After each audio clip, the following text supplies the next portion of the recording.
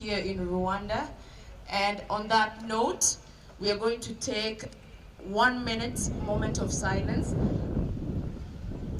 in the commemoration or remembrance of the people who fell during the time. So let's take 1 minute of silence.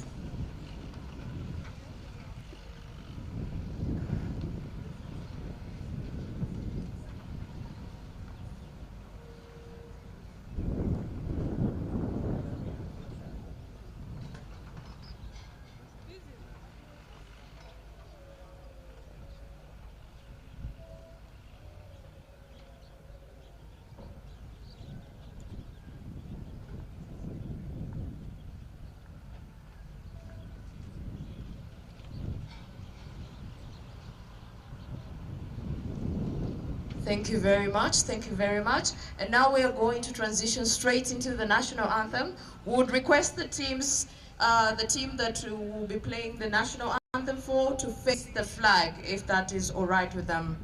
If that is all right with them. So we're going to start with the Kenyan national anthem. Would request Team Kenya to kindly face the flag as the national anthem is playing.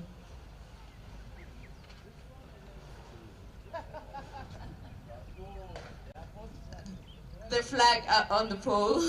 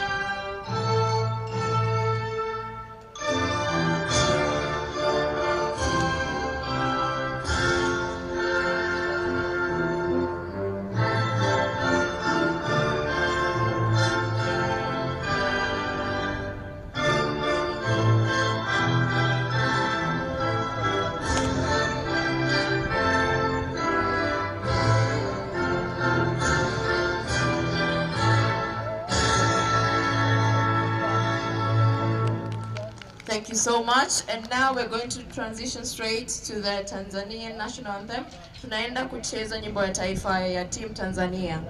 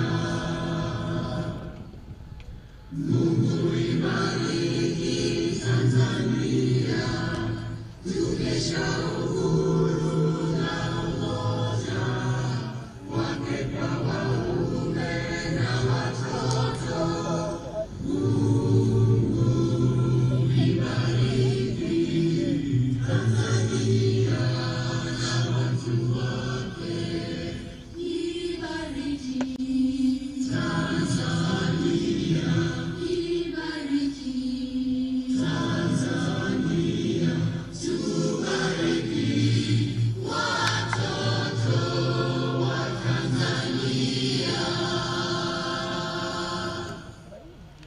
Asanteni sana, thank you very much. We request Team Tanzania kusalimia Team Kenya, and we are going to start our march in a few minutes from now.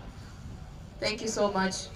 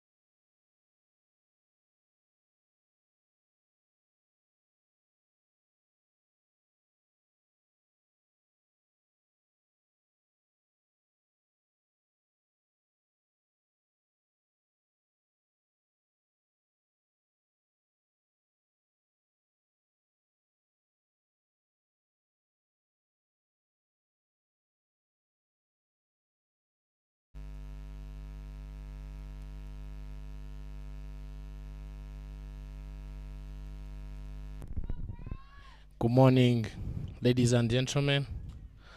Welcome to day 4 of Kwibuka Women T20 tournament. Today is June 12, 2022, and we are close to the mid-tournament. And the game this morning is Tanzania encountering Kenya. The teams that are following each other on the points table. Kenya being number 2 after winning 3 games out of 3. And Tanzania is number 3 out of winning 2 games out of 2.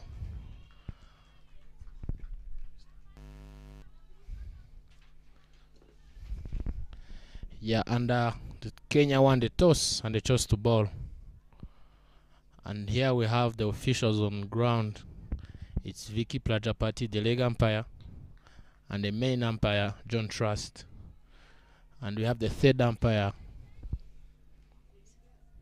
Eric Hirwa. And the openers for Tanzania is the captain herself, Fatuma Kibasu, together with Swamte. And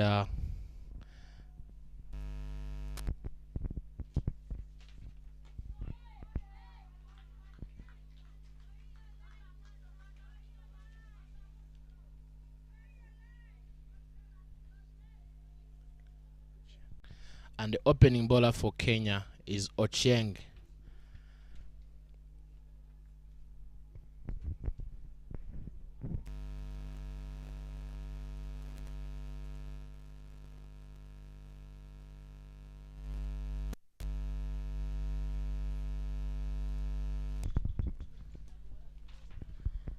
Our dear viewers, again, a very warm welcome to the 4th day of Kwibuka International T20 tournament.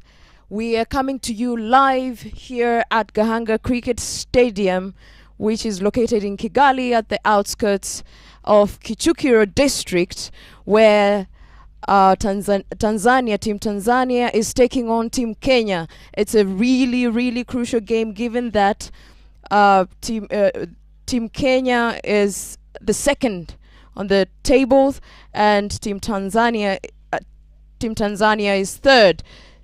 So this game is really crucial. And in the commentary box today with me, my name is Mary Maina, and I'm joined with Romeo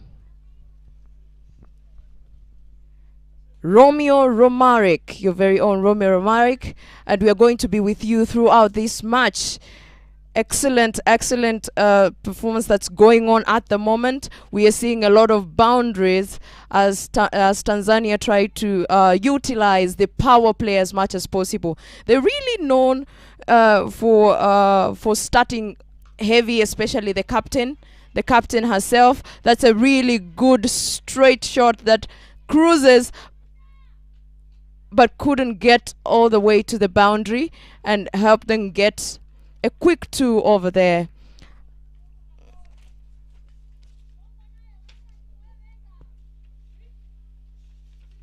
And the teams of today that are playing, Team Tanzania, there's Fatuma, who's opening at the moment and doing a really great job with the bat.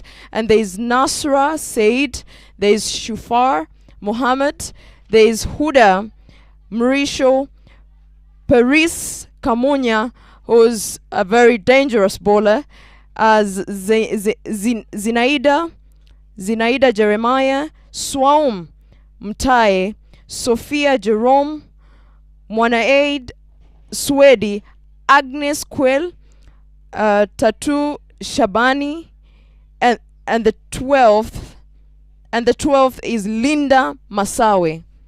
That's the team that's playing this morning's game, Team Tanzania there. And for Kenya on the field is, of course, the captain Quinta Abel, Sharon Juma, the wicketkeeper, Daisy Njoroge, Vanessa Ouko, Esther Wachira, Lavenda Idambo, Muslin Ocheng, Veronica Abuga, Melvin Idambo, Mary Mwangi, Sarah Wetoto, and the 12th is Monica Ndambi.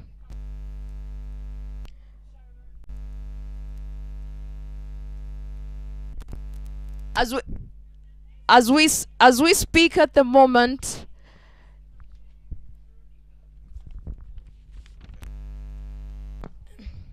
the partnership between Fatuma and Swaom is going swiftly well.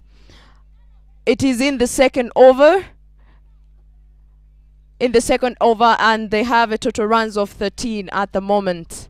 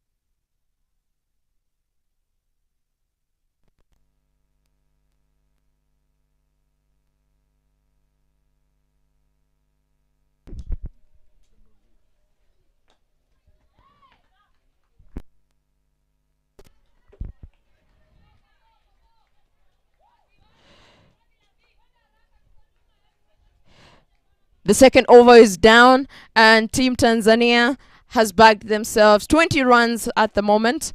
It's a really good start as we speak. And our dear viewers, the people, the batters to watch out for, especially for Team Tanzania, is no other than Fatuma Omar, who's the captain and also the opener, a very decorated right-hand batter who has played 19 matches in the past year and has a total runs of 661. Her highest score is 127. She is a massive hitter and a big contributor to the team.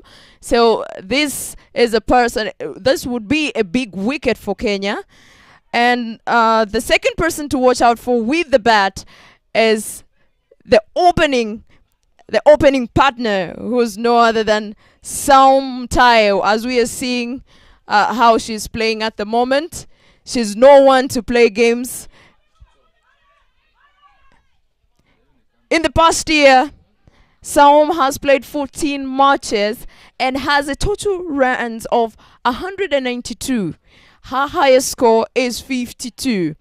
So this partnership is actually one of the strongest one in the Tanzanian team, which Kenya seems to be trying to get a hold of at the moment, as you're seeing.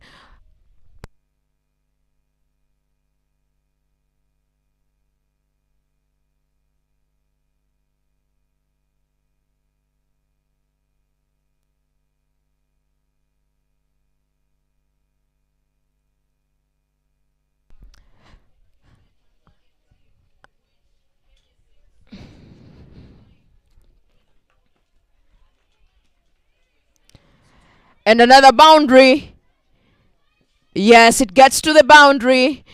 That is a quick start by team Tanzania.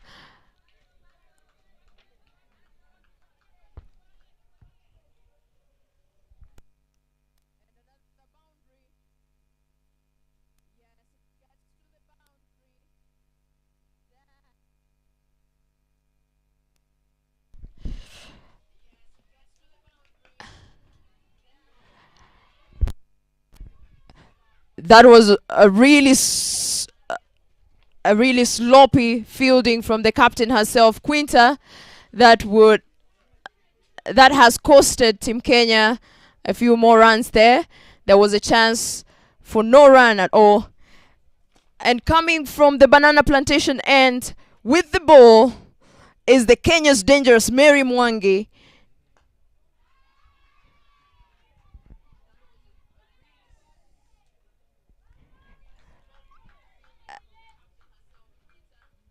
That was a great save there, a great save from Abuga, saving Team Kenya a couple of runs there.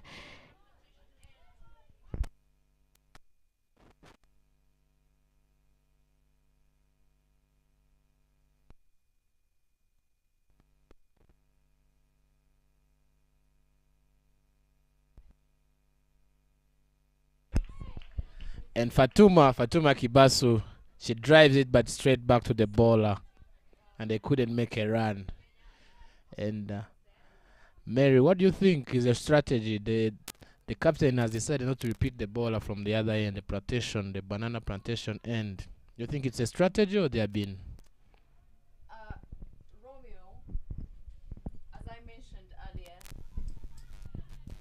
Romeo, as I mentioned earlier, this partnership is one of the strongest in Team Tanzania.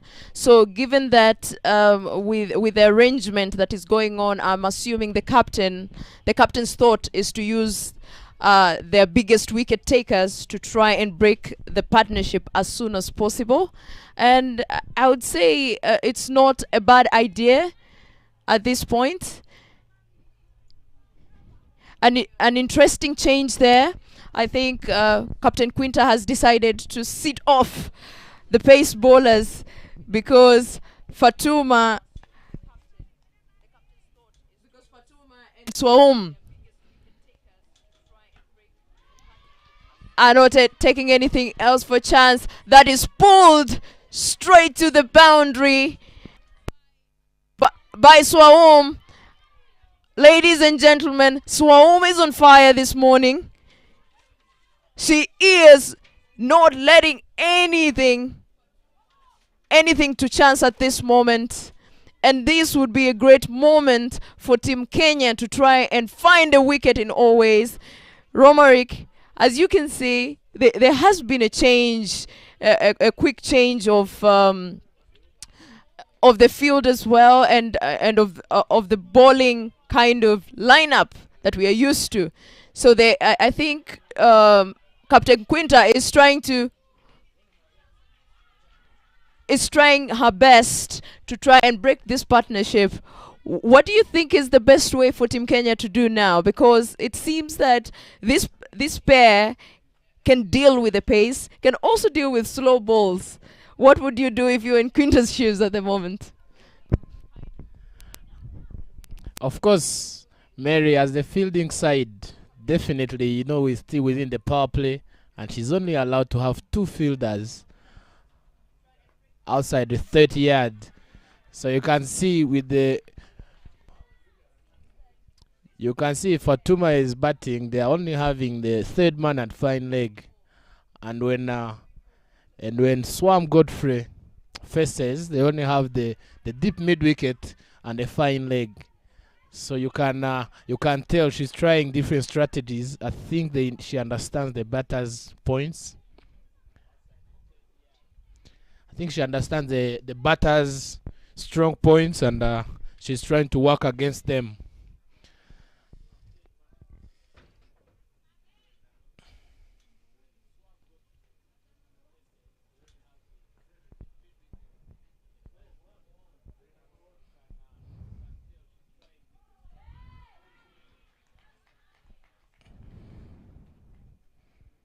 Because Melvin Diambo is the first spinner to come on. Maybe she's trying to see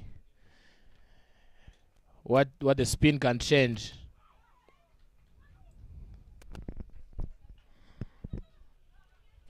That was a close one for Swaum. She almost got caught behind by the keeper there, but the keeper was not quick enough to catch up with that deflection.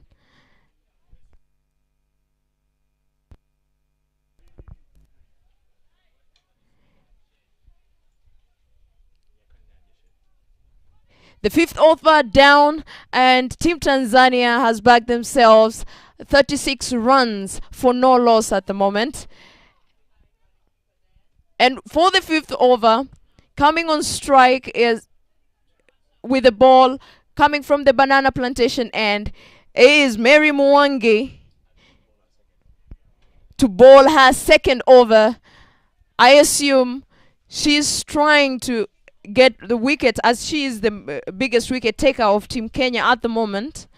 I think the captain decided to bring her back to try and find options of a wicket around here and break this strong partnership that is really disorganizing the field and making Team Kenya work a lot on the field.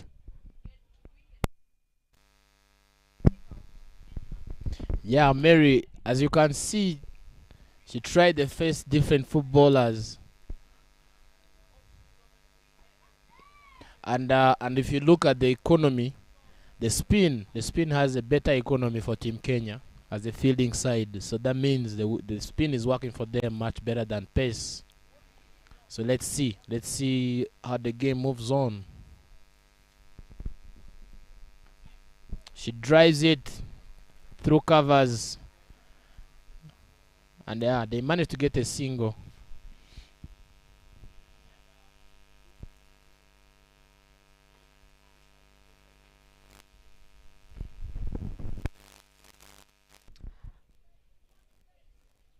Ladies and gentlemen, our dear viewers, if you're just joining us, we are coming to you live from Gahanga Cricket Stadium, where Kenya is taking on Tanzania at the 4th day of Kwibuka International T20 tournament that is hosted every year here in Kigali, Rwanda. This is the 8th edition, and it's currently hosting 8 countries.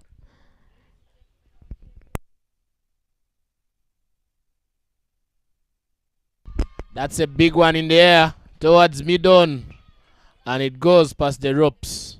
A 1 bounce boundary, the first boundary of the innings.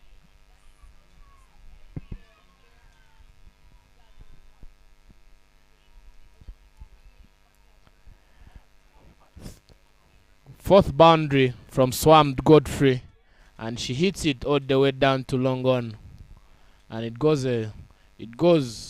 and that brings us to 42. Same shot, same place, same everything, but now it looks like a maximum, but I'm waiting for the umpire to confirm. Looks like a maximum, but it's a 1 boundary. It's a 1 bounce.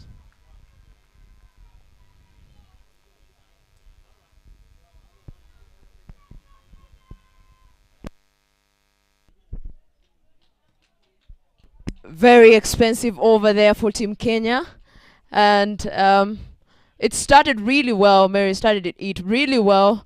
But with those 2 back-to-back boundaries, it brings back Team Tanzania to their usual game. It seems they're not taking anything to chance, and they're known for that. You know, judging from the way they played yesterday against Uganda, it seems like it's the same game plan they have to try and retain their wicket, and the opening pairs to try and push the overs as much as they can, and that is a little bit dangerous.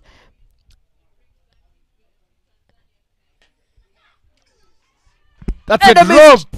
A mischance there. A mischance there. That was a big chance to scoop out the captain Fatuma, but the bowler, it was too hot for the bowler, too hot to stick in the bowler's hand. Oh my, a very good chance there, missed by Melvin Idamo.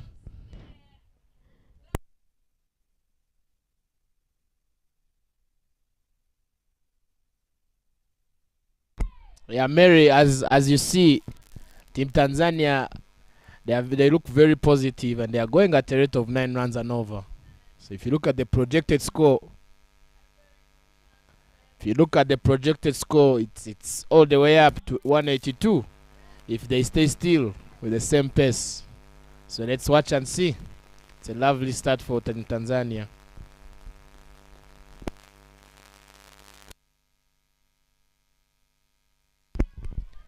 That's wrist work. That's wrist work from Swam Godfrey, and she glances, and it goes down the fine leg, and they manage to get a single. And let's see how they finish the power play.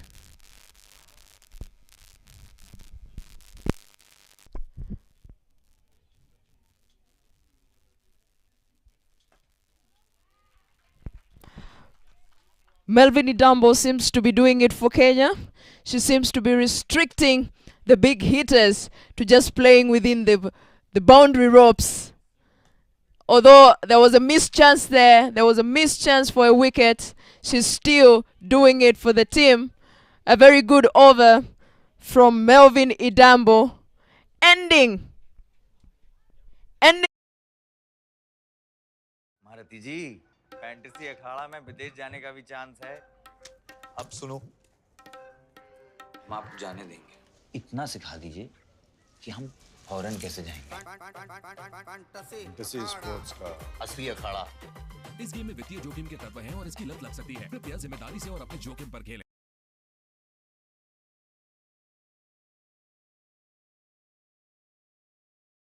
Not sure yet whether it's gonna be like that. It will be the highest score of the tournament, but let's see. Of course, Team Kenya, they are trying to see how they can break the partnership by bringing another spinner from the banana plantation end to see if they can bring down the run rate as it is going so far, and it can skyrocket to almost 200.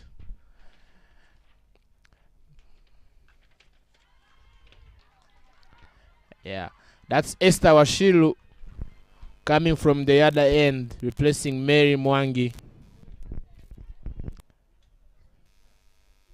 So the spin seems to be working for Team Kenya, and having a left-handed batsman and a right-handed batter, it is also making them keep changing positions. I hope that works with them as they keep time. Looks like a tough morning for Team Kenya on the field, not only because there's a pair of a right-hander and a left-hander, but they're also hitting the balls very much to the point that another chance in there. Oh, that was missed by an inch, and there's a chance there, but no. These people are known for running as well. Oh my. This is the time that Team Kenya might need.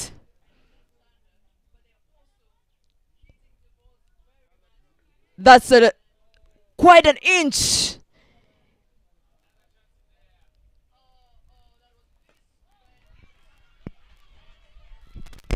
That's some wrist work again from the left-handed batter, Swam Godfrey. It goes down the mid-wicket, but they stopped it, and they managed to get a quick single. Mary, as you look at this, the Tanzanians look to be on a mission. If you look at how they are running between the wickets, they are really on a mission, and the current run rate isn't changing so fast. It looks they are very consistent. It's coming a bit down, but she hits it again and goes past through the bowler and goes down there, and Longon manages to grab the ball right on time, and they only make one single. That was a good piece of batting and fielding from the rope.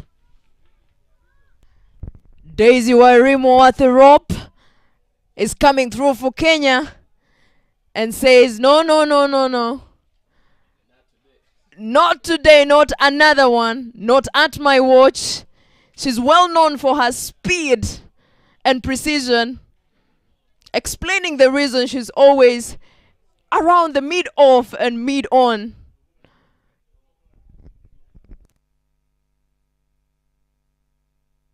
Oh, that was very close. A return catch, but Esther Washira, it was too hot to handle. But she manages to bring the score a bit down with an economy of 6 in her first over.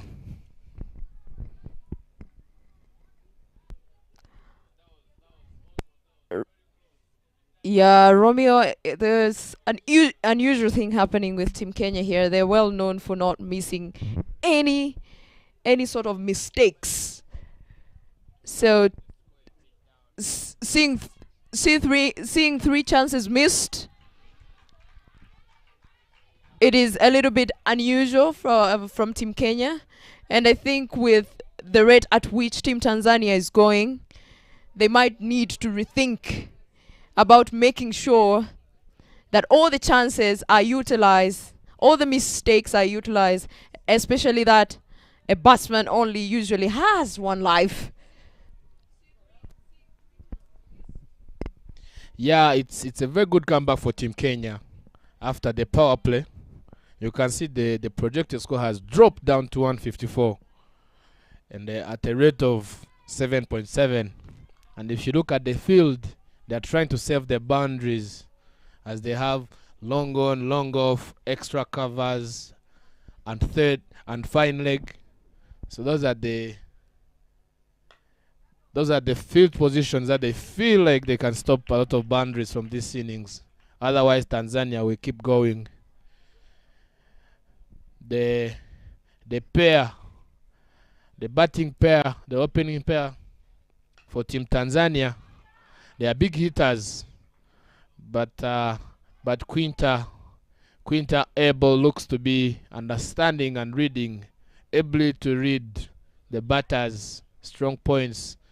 Hence, they are really limited the number of boundaries. You can see it's only running between wickets, and that will get the batters to be tired very soon, and the team is losing morale. If you look outside, if you look in the dugout, the team has lost morale really. And bowling to Captain Fatuma at the moment is Kenya's Melvin Idambo, who has kept her overs consistent in trying to restrict the two big hitters to play within the boundaries. And there is a chance there, missed by the keeper. Good backup there. I was seeing a second run when the ball passed the wicket keeper. Luckily, she had backup.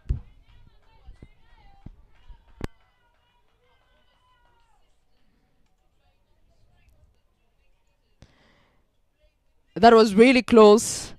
If Sarah Bakita was able to hit the stump straight, definitely Saum would be in trouble, and most probably might have been one of the first wickets that Kenya might have gotten today. Esther Washira comes back on, and she drives it down the extra covers, and they managed to get two singles quickly. And quite an update from the other ground where Rwanda is playing Germany. Germany won the toss and they chose to field. So Team Rwanda is on 54 now for 2 in the first 8 overs. We keep you posted on progress on both grounds. She plays it. She plays it, but there's someone right behind, close to square leg. Short square leg.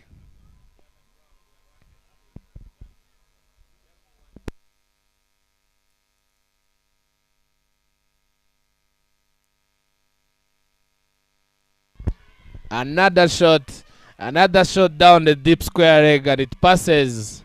It's another boundary. Another boundary. It's another boundary for Team Tanzania from Fatuma Kibasu, the captain.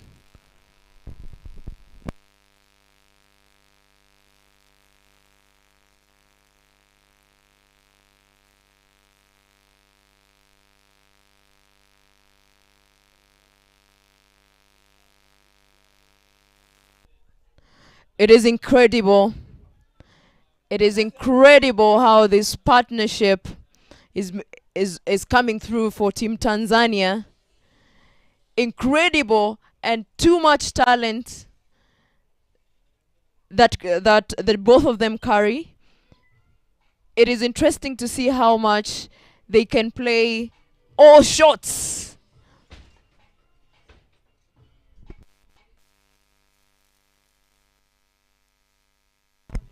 No, this is a very good start for Team Kenya, really. It's a very good start.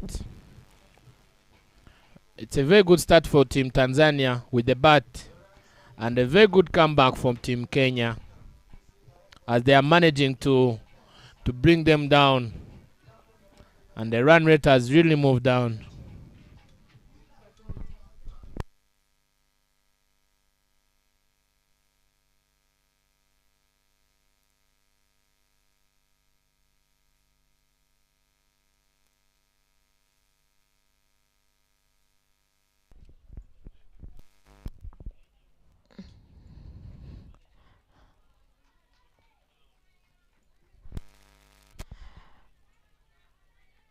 Another one pulled by Fatuma, just for a quick single.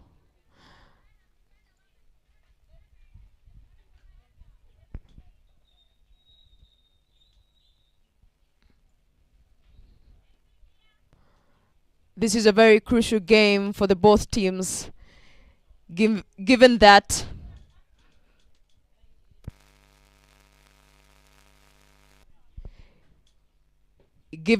both on the table, they're back to back in terms of the table points. And with that, get to the boundary. Yes, it got to the boundary. The Daisy sprint could not save that shot.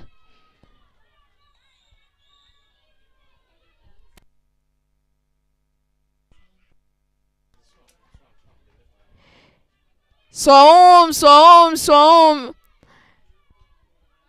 is becoming a famous name here from the Tanzanians dugout. You can hear in the background. The morale is back. It seems they're back to play. Another boundary. Oh my. Wangare is being driven, swept, and all sorts of shots have been played in that over.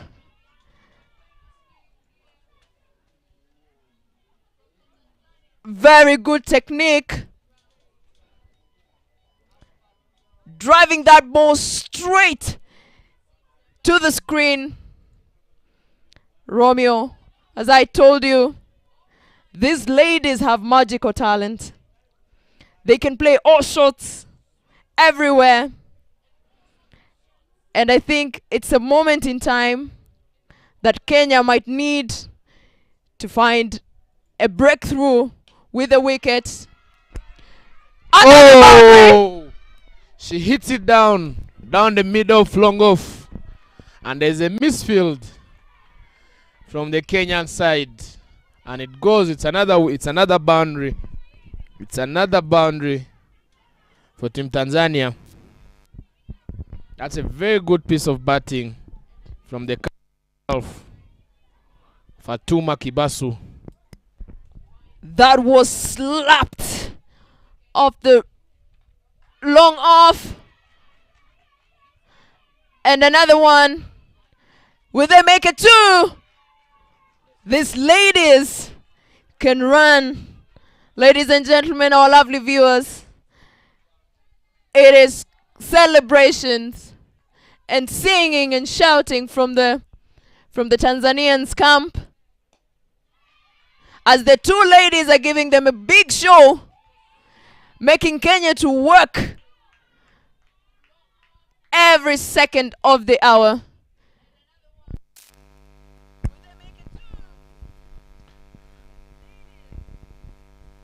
This is very good. If you look at the Tanzanian batters, it looks like a hit and run to me. Oh, this is the only dot ball in this over.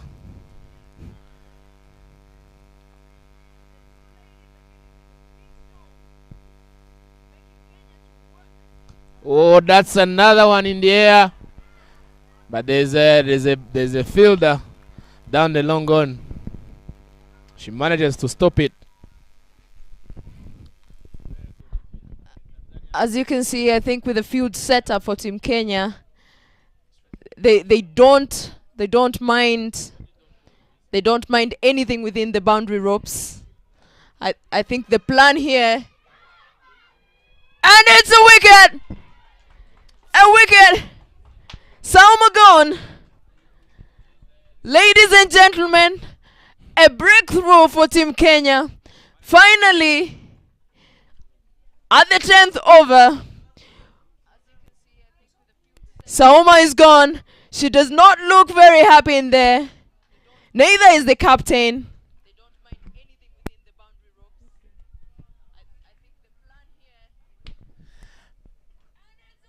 And that's how Melvin Idambo finishes her spell with an economy of 5.4. Very good economy compared to the other. Very good economy compared to the fellow bowlers for Team Kenya. And this is the first wicket. The partnership had managed to contribute a sum of 80 runs in the first 10 overs. And they lose the wicket.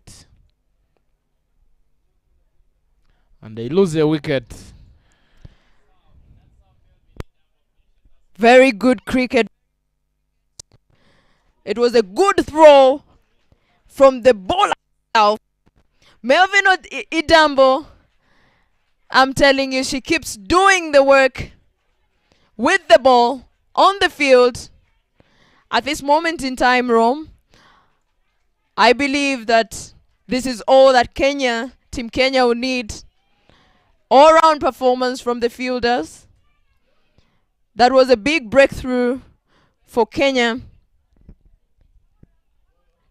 However, do not be deceived.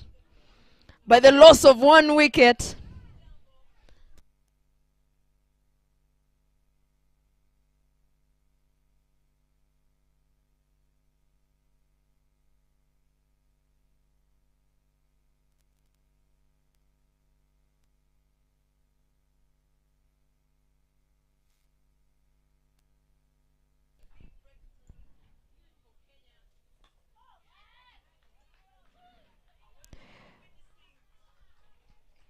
The new batter in to replace Sauma is Shufa Ahmed. I beg your pardon, Shufa Mohammed.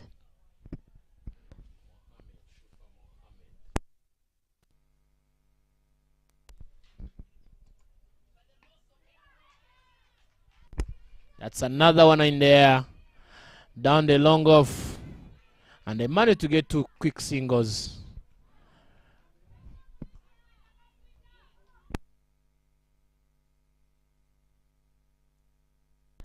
Maslino Chen continues from the banana plantation end, bowling, delivering to the captain herself.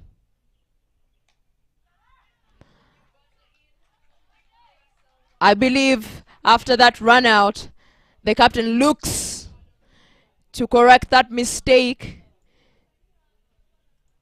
The running seems to be a lot more coordinated and a lot more calculated. Another chance for a run out. Oh, that was trouble smelling for Shufa Mohammed. Before she could even face the ball, there was a chance there, missed by Imagine. That was really close.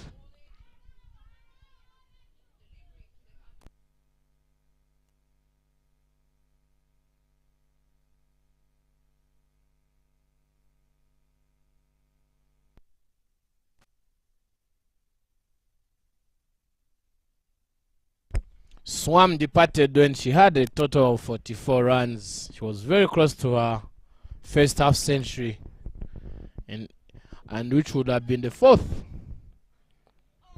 of the tournament. But let's see. Another one in the air, down mid-on, but they have Longon. Longon runs in to pick the ball, and they still get a single. And that brings us to the end of the 11th over with 84 runs on board for the loss of 1 wicket. A pretty good over there from Marceline. I guess the pace had to reduce, especially with the loss of that big wicket. Very key. She was really on form, and you could tell from her body language and her reaction to that run out, she was not very happy with that. And I can relate. Being a batter, run out can be a very disappointing mode of dismissal, especially when you're really close to registering your half century. And now there's been a change there. The bowler coming in is the captain herself to do her magic spin. Coming from the pavilion end. That's in the air. Oh, close to. It was close, but the long one was at the ropes. If she was at 45, it would have been an easy catch. And then that was in the air. So the batters look to be on a mission. Captain Fatuma herself, she's there. Definitely. Another one in the air towards Longon again. Towards Longon again, but they managed to get a single.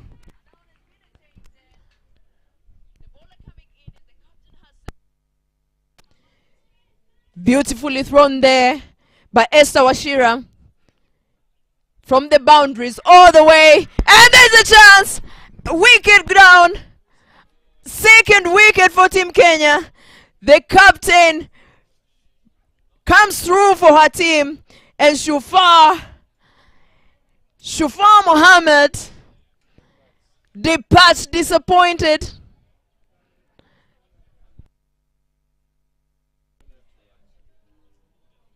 Bagging only 2 runs for herself. She seemed quite switched on, but the turn from the captain was quite magical for her to catch up with. Now a second wicket down.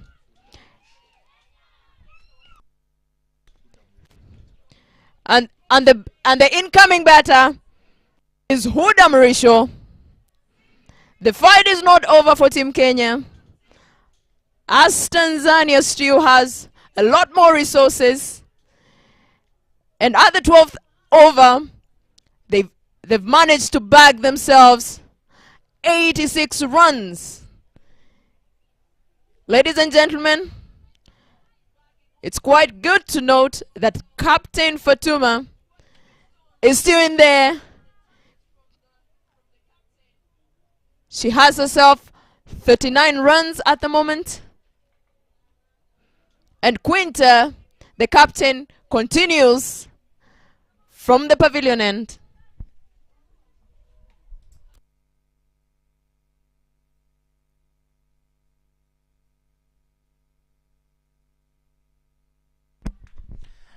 This is quite a good comeback for Team Kenya with the ball.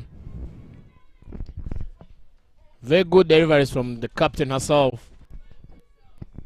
And it's hit.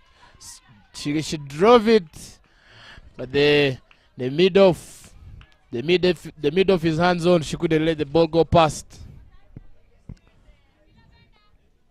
Good ball, good over, very good over from the captain herself.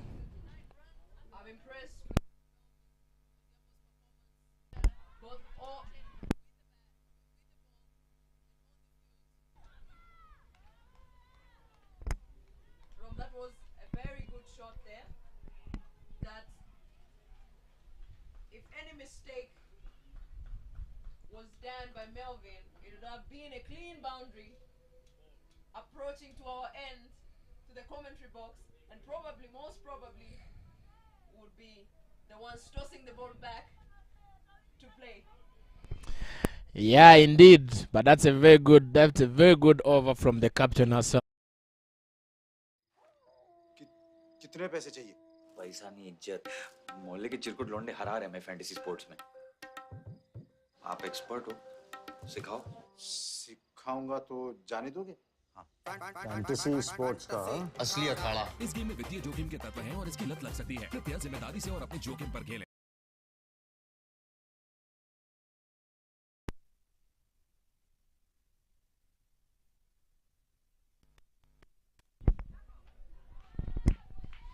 Back to the bowler.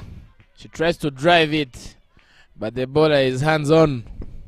It couldn't go past.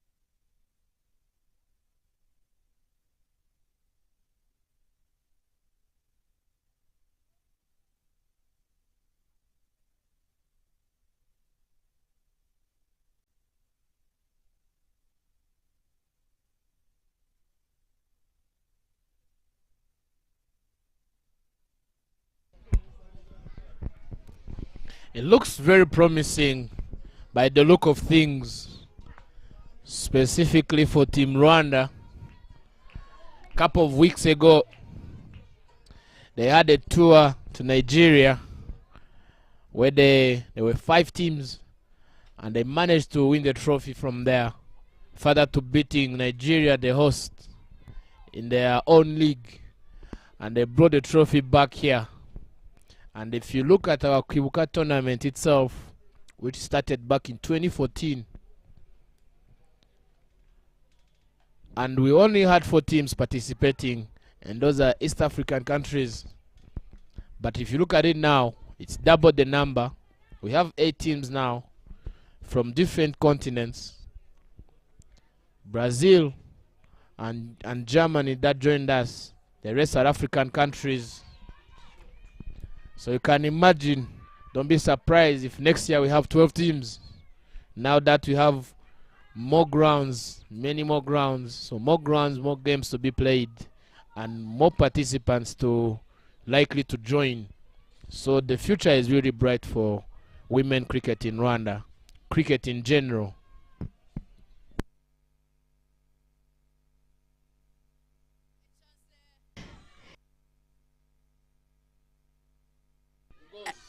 And it goes to the boundary, aged to the boundary. You know, they like to say, for the pace bowlers, the faster you come, the faster you go. There was a chance there, but was too quick. It's very simple. The drill here is you miss a hit. So that was an easy catch from behind. Another one in there towards mid-on. Balongon is there. She managed to stop the ball at 45, and she gets it back to the wicket when it was only 1 run made. And that is it's a very good comeback from Team Kenya, really. Like in the last 5 overs, they could only get 38 runs, and that's why they lost the 2 wickets. And the projected score dropped down to 146 from 182. But Tanzanian batters, they don't give up. They keep rotating the strike. They look very positive and confident. And Fatuma Kibasu, the captain, who's trying to lead by example. She's now on 40 with a strike rate of 108. Alongside Huda Omari Mrisho. So we are at the end of the 13th over, and the score on board is 95 for the loss of 2 still, and the current run rate is 7.3. So let's see, the captain herself is coming back to bowl the 14th. Let's see, and it's Huda Omari who's on strike.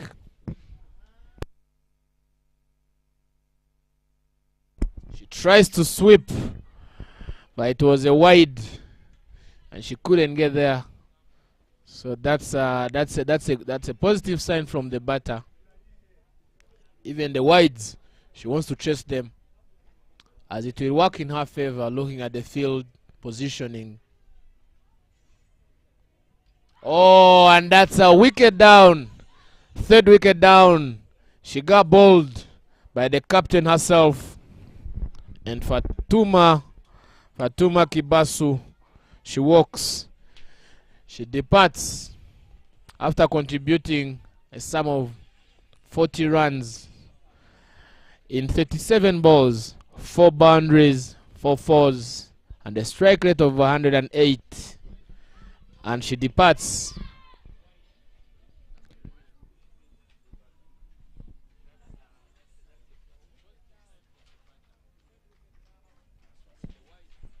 And the next batter in is number 11, Nasra Said, going in to fulfill what the captain had started.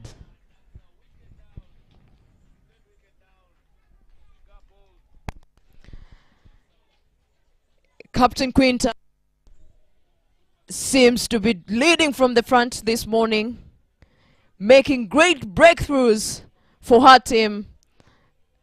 Being a captain is quite a heavy burden on your shoulder, and she seems to be doing very well with leading from the front.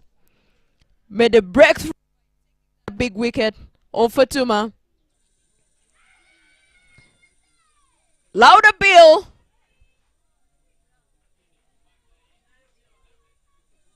But is a leg by signaled by the umpire.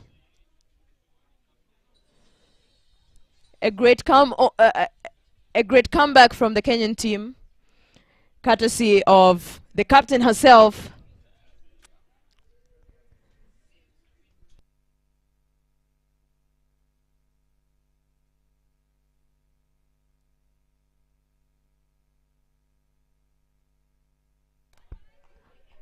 But the loss of the big wicket doesn't seem to have shaken the morale of the Tanzanian batters. Huda Mrisho seems to still be switched on, and like probably what's going on in her mind is basically, well, with the loss of wicket, the game still continues as we still need to hit our target.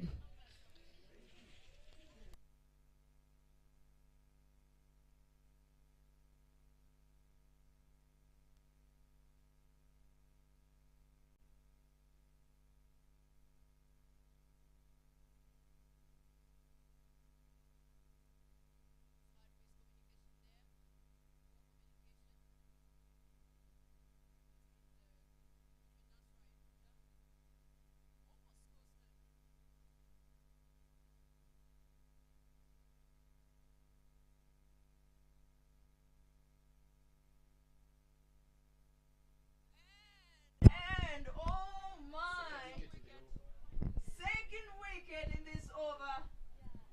Quinta is becoming the talk of the day.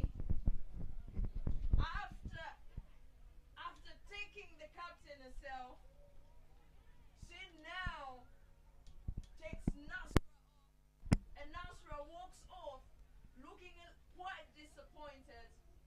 It was a return hot shot. Great technique by the ball from the captain, and easily caught. Interesting how Quinta would just celebrate by pretending as if nothing ever happened from the look of her face after taking that catch. The odds seems to be getting on Kenyan's favor at the moment. Was a very quick start from Team Tanzania. Rom, what do you think of the game situation at the moment? The Tanzanian camp seems to be cold silent at the moment. What do you think should be the game plan, especially for the Tanzanian team, with the rain of wickets that we are witnessing this morning? Thanks to Quinta Abel herself, the captain, finishing a second over in style, and that gets her to an economy of 3 with 3 wickets in hand. Oh,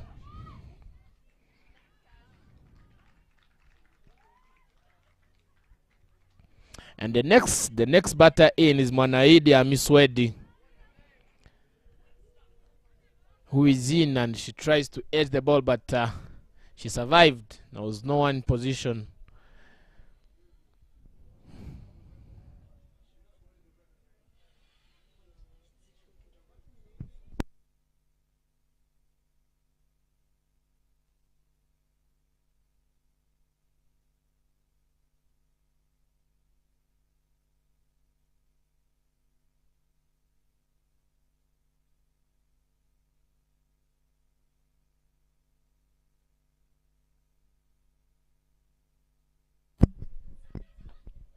A 100 up for Team Tanzania.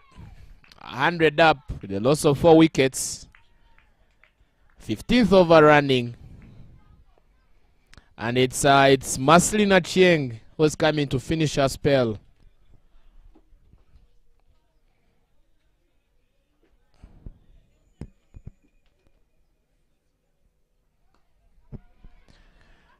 Ami Swedi getting off the mark with a risky single. But she made it. She's off the mark now. And the current run rate has really dropped down to 6.9. The projected score is 138. She hit it again. That was a return catch. But Masina Chieng couldn't catch it. And Nasra Said survives like that. That's a second life.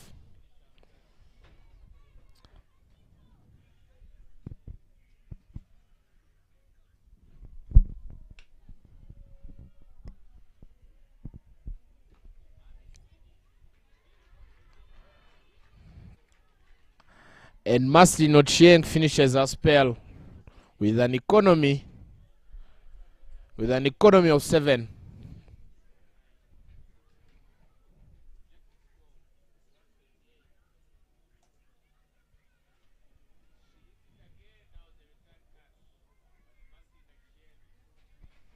And as you can see, the captain herself coming to bowl the 16th over, her 3rd over, on an economy of 3, which is very good, and it is favoring Team Kenya really. 3 wickets in hand in her first 2 overs. So let's see. Seems every over she takes a wicket or 2. So let's see the 3rd one now. And on strike we have Ami Swedi.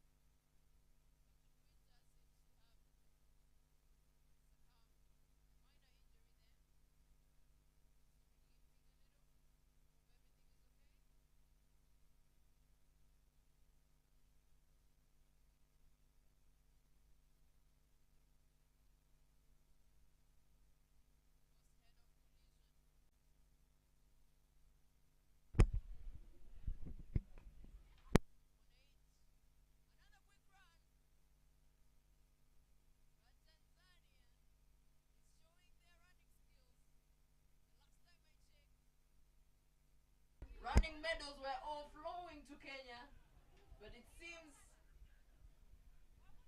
they're trying to prove that only the runs and the marathons medals will be going to Kenya, but the sprints today are flowing, going to Tanzania. Very interesting game here at Gahanga Cricket Stadium. It is the first innings where Tanzania is taking on Kenya at 118 runs in their 16th over for the loss of 4. Very interesting how Tanzania is coming back, and they are literally creating pressure for Team Kenya by running in between wickets, and the fielders are as close as possible to the wicket. But Tanzanians, they are showing them that they can split, and they really run. They are making it. The sprinting in between wickets looks very promising and positive for Team Tanzania.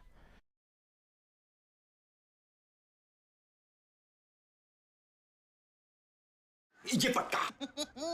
अब सीख तो गए, अब तो जाने दो मुझे। ठहर जाइए, कोई प्रॉब्लम वॉब्लम हो गई तो कहाँ ढूंढेंगे आपको? फैंटेसी अखाड़ा का 24/7 कस्टमर सर्विस है, आपकी प्रॉब्लम सॉल्व करवा देंगे। कल जाने देंगे। फैंटेसी स्पोर्ट्स का असली अखाड़ा। इस गेम में वित्तीय जोखिम के तत्व हैं और इसकी लत लग सकती है। कृपया जिम्मेदारी से और अपने जोखिम पर खेलें।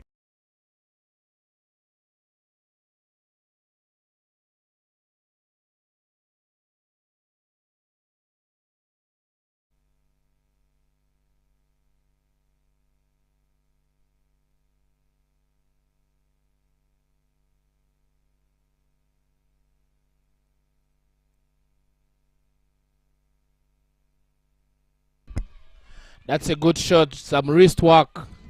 Some wrist work from Ami Swedi. She glances it down down the fine leg, and it goes. It's another boundary. Her first boundary of the innings.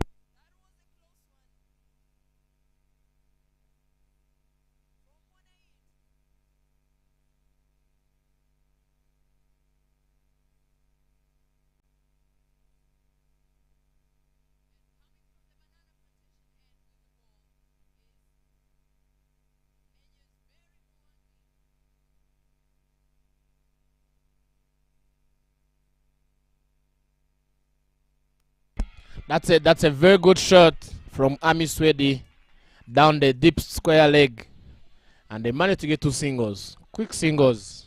These Tanzanians can really run as fast as they can, and they are.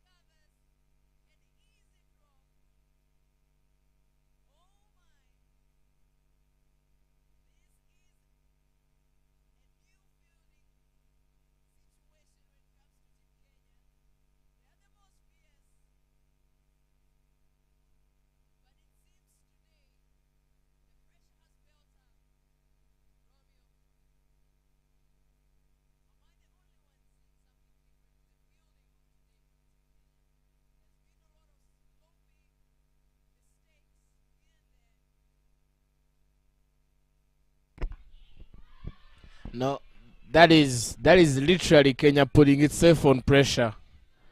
She was dropped when she was on 9. She's dropped when she's on 9 runs. Let's see in the last 3 overs. She might surprise you, and she skyrockets her runs. But let's see what Team Kenya has. The captain is coming to finish her spell. She has the best figures in this innings from Team Kenya. Let's see how she finishes her spell as a team leader.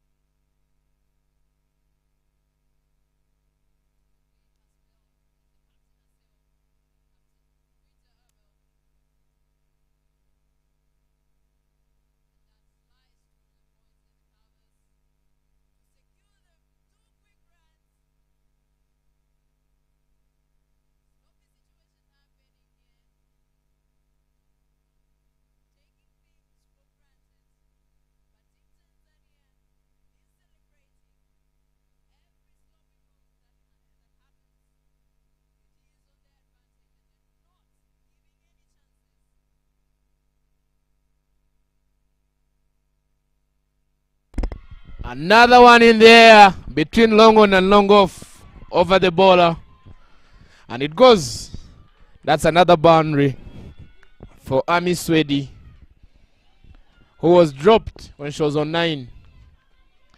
And now she's moving so fast. That's a boundary, another boundary. Her first boundary of the innings. And the current rate is going up again, slowly, slowly. It's Quinta Abel.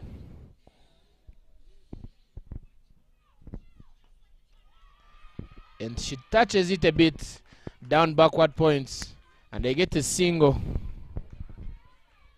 She passes on to Nasra Saidi to see whether she can also get her share in the over from Quinta Abel.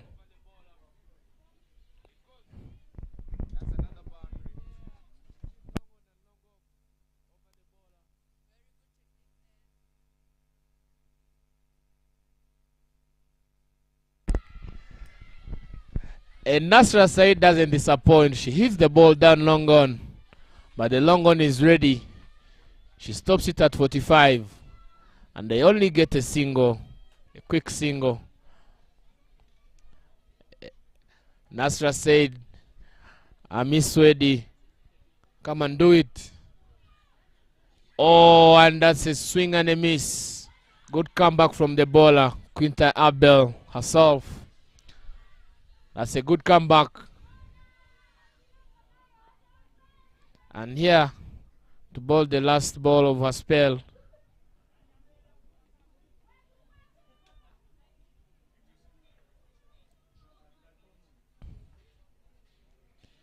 And Ami Swedi just edges it down backward point. And they get a single as Quinta Abel finishes her spell. She finishes her spell with an economy of 5.2. And 3 wickets, 5.2. The economy and 3 wickets in hand. Very good figures. And 2 more overs to go for the first innings.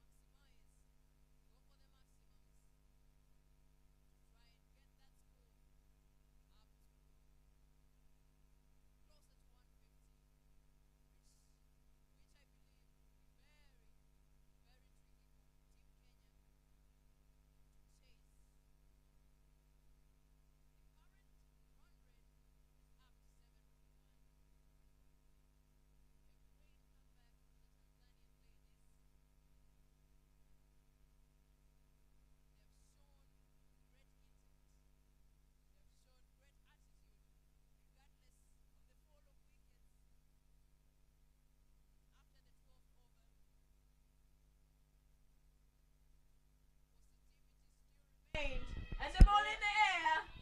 We'll back it again under it. Oh no, it's on no man's land.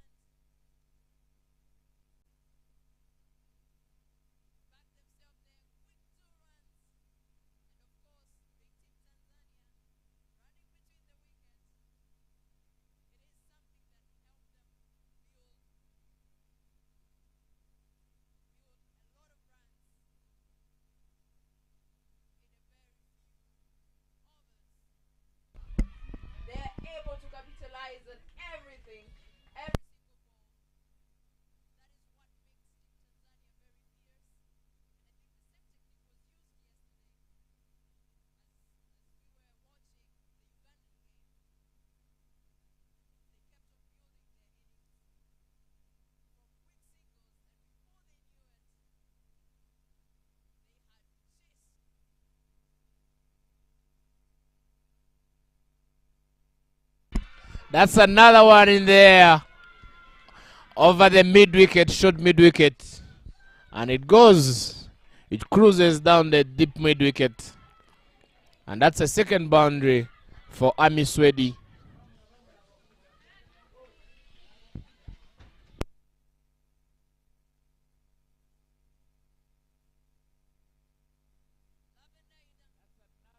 just got thrust all the way to the rope in less than 2 seconds.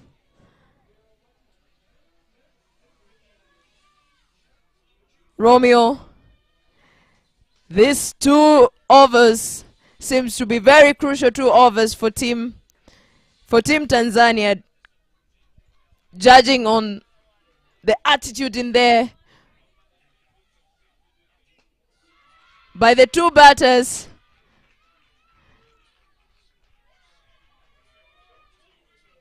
They're not giving Team Kenya any breathing space at this moment.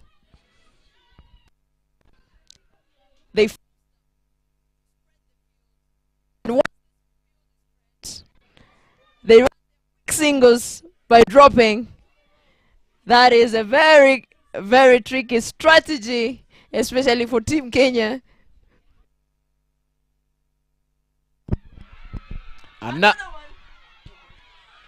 Another one down between the fine leg,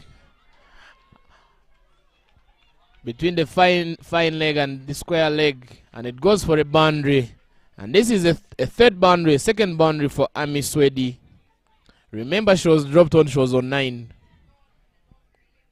She was dropped when she was on 9 runs, and now she has managed to get 25 runs in 18 balls first, with a strike rate of 138, which is very good and positive for Team Tanzania.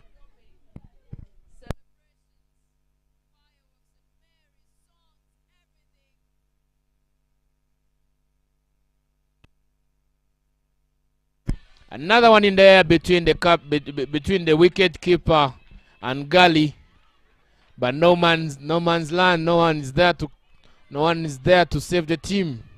Remember, catches win matches. And that brings us to the end of the 19th over. Last over, and they have 142 on board for 4. Let's see who the captain gives the last over to complete the innings. And they set themselves a target.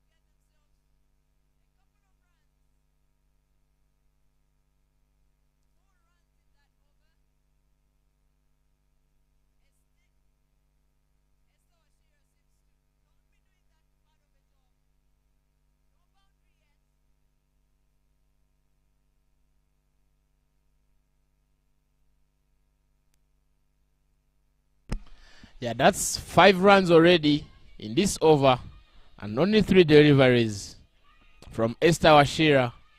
So definitely Tanzanians have agreed to disagree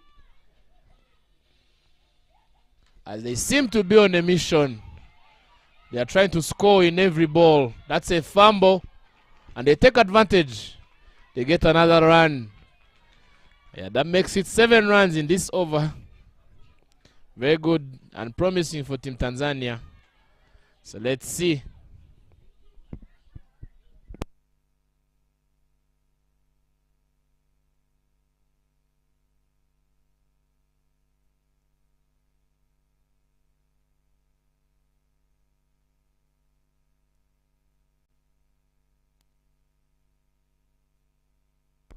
That's a good drive down the extra covers, and it goes for a boundary. Third boundary for Ami Swedi, and it gets her to 34 runs. And remember, she was dropped when she was on 9. And see how she has finished the innings. Very good piece of batting from her.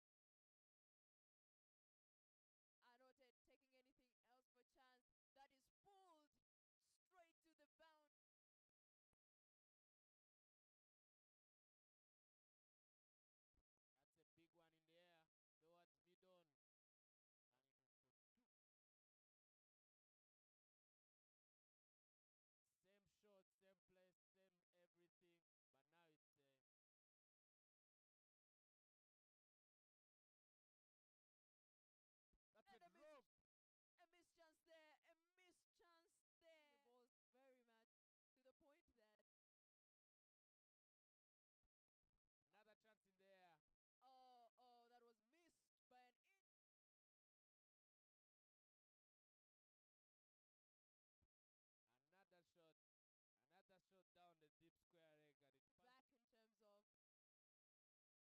Back in terms of the table points. And with that, get to the boundary. Yes, it goes to the boundary. The morale is back. It seems they're back to play. Another boundary. They don't mind anything within the boundary ropes. I think the plan here. And it's a wicket. Another chance for a run out.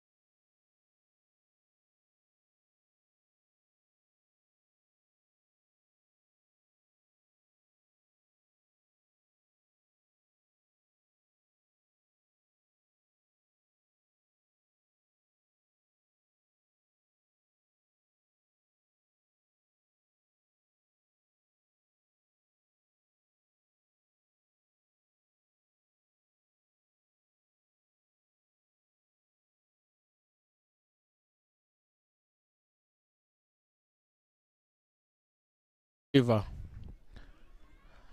We are going to be taking you live through this game. The innings, we see who wins. And it's a crucial game for both teams. Both of them, in the games they have played, none of them has lost. So this is game 4 for Kenya and game 3 for Tanzania. So it's a win that is needed by both sides.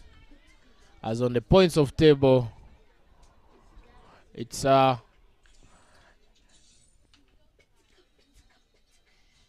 we have Kenya number 2, following Nigeria, and Tanzania number 3. And that's the first run of the innings. Captain Quinta Abel off the mark. Oliver, what do you think this game will give us, as by the look of things? Well, I think if Team Kenya can get anywhere near this total, then we're in for a real exciting game here. I think from Team Tanzania perspective, early on in the game, they'll be looking for wickets. They can definitely afford to leak a few runs with such a big total. So I'm expecting an attacking field setting, attacking bowling, really going for these wickets, because if they can get a few early wickets, start to get into the Kenyan middle order, then they'll be in with a real chance here. I think if Kenya can take this game as late as possible, then yeah, it could be a really exciting finish here.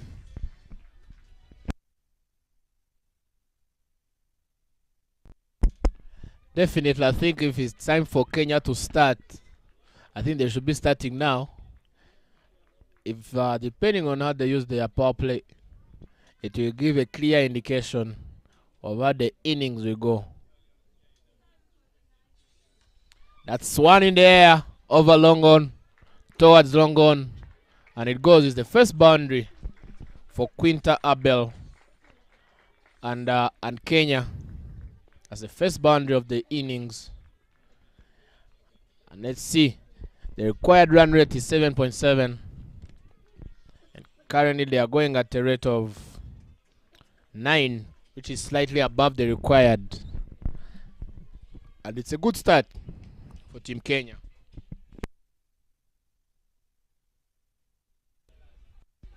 Another one, she slices it down the third man, and they manage to get themselves 2 quick singles.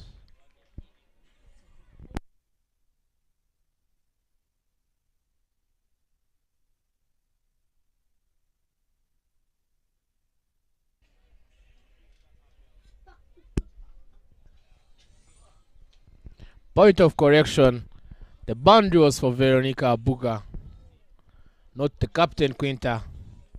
And at the end of the first over, you have 10 runs on board for no loss. I think that's some good intent being shown there by Kenya, getting off to a fast start, which is what they'll need to do. You saw in the Tanzania innings, in that middle order, they were sneaking singles almost every ball that they weren't hitting for a boundary, and I think with Tanzania knowing the run rate required, they'll definitely be setting the field and having that energy in the field that probably won't allow such easy singles to be taken. So a fast start here, getting runs on the board, getting above the required run rate for Kenya will be vital here, and that's definitely a good start. But again, Tanzania, they'll be looking for wickets. I think with the field setting, they've now put a long on in to maybe protect that boundary that we saw in the first innings. That's a good first ball there by Nara. All right, second over coming from Peris Kamunya. Peris Kamunya, who was the player of the game they had yesterday versus Botswana. And now she's bowling the second over. She's opening from the banana plantation end. Let's see. And the captain, Quinta Abel, she cuts it toward point, but straight to a fielder. It couldn't. It became a dot for them. They couldn't run. Zone.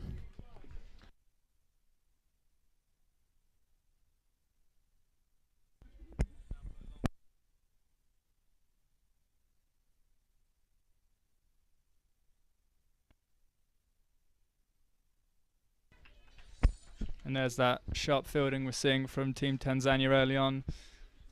Kenya thinking about the single but not being allowed to take it, which is a good sign from the fielding team.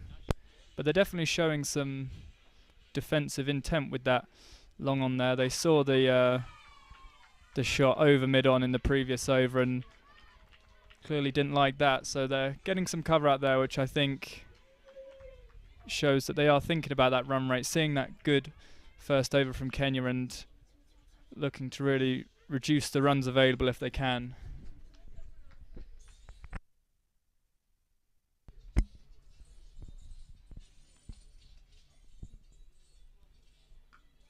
That's another one in the air towards the cow corner, and that's another boundary.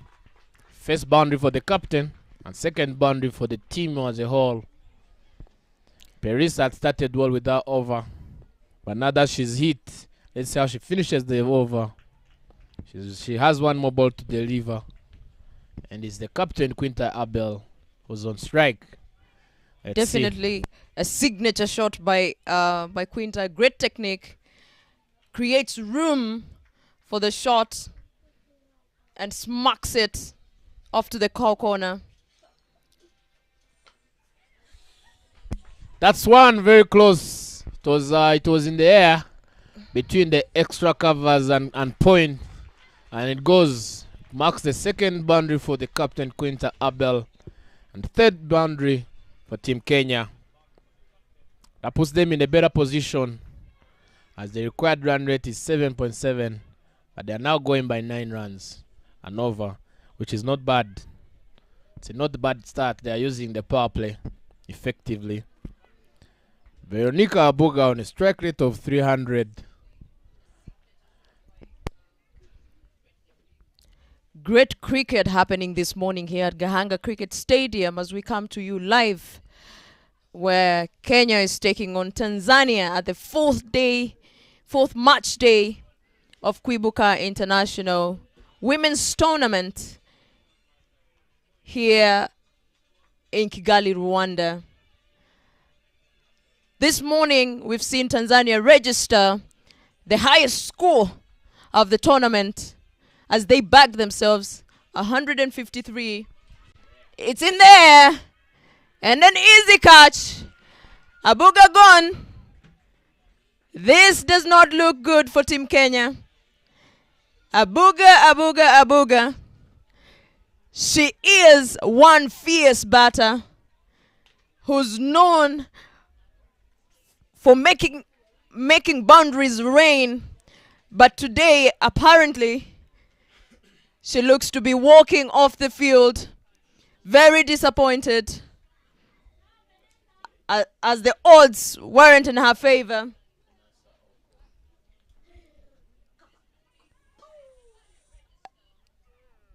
Very misjudged shot. Was going to pull that. However, the bowler was restricting her to playing straight, playing on the offside, but she decided, probably she was trusting her power. She's one of a power hitter.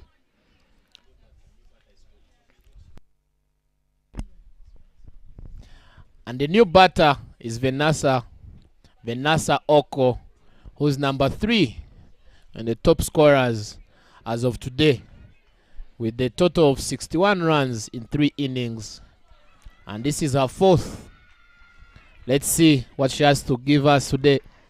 She's on an average of 32 runs. Paris Zakayo coming from the banana plantation end for her second over. The previous over was a maiden wicket. Very well bowled from Nasra. She showed great intent with the bat, and she's still coming through for Team Tanzania with the ball. At the moment, Kenya is playing has bagged 20 runs for a loss of 1 after 3 overs. And on strike is the captain herself, who outshined and anchored Kenya through the first innings by taking 3 solid wickets. That was a close one. Very, very close. That was a threat for the captain. She called for it. It was the danger zone.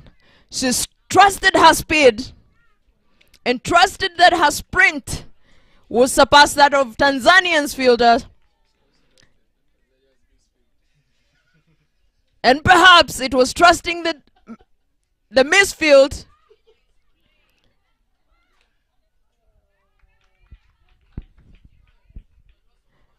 And Quinta is back on strike again. It's the end of the 4th over. And Vanessa and Abuga are trying to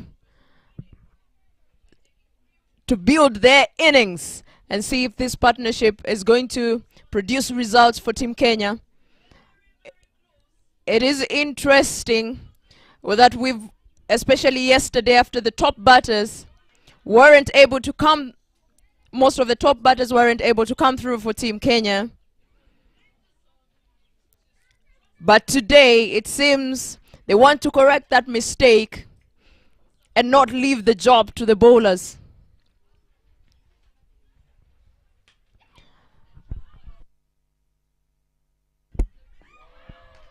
And Nasra, oh, that was a misfield. Very good piece of batting. And it went down the long on. And it's another boundary for Team Kenya. If you look at the last 4 overs, the start was good, going great at 10. But the captain, after losing a partner, Veronica Abuga, she slowed down a bit. And now the run rate went down to 6 runs.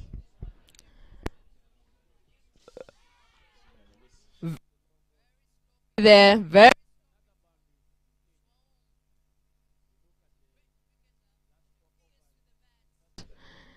she couldn't stop that, which costed Tanzania 4 runs, leaving the Kenyans with a big smile on their face.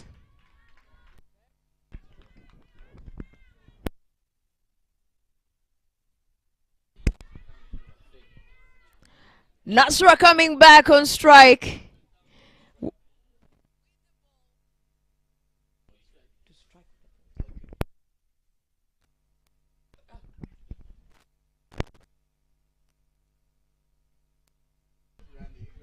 Good running there from Captain Quinta alongside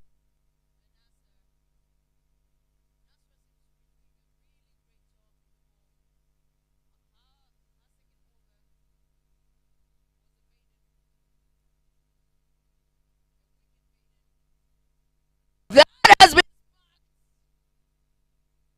signature shot from the captain herself. She knows how to create room. Once she's made room for you, the cow corner, that's where all her power lies.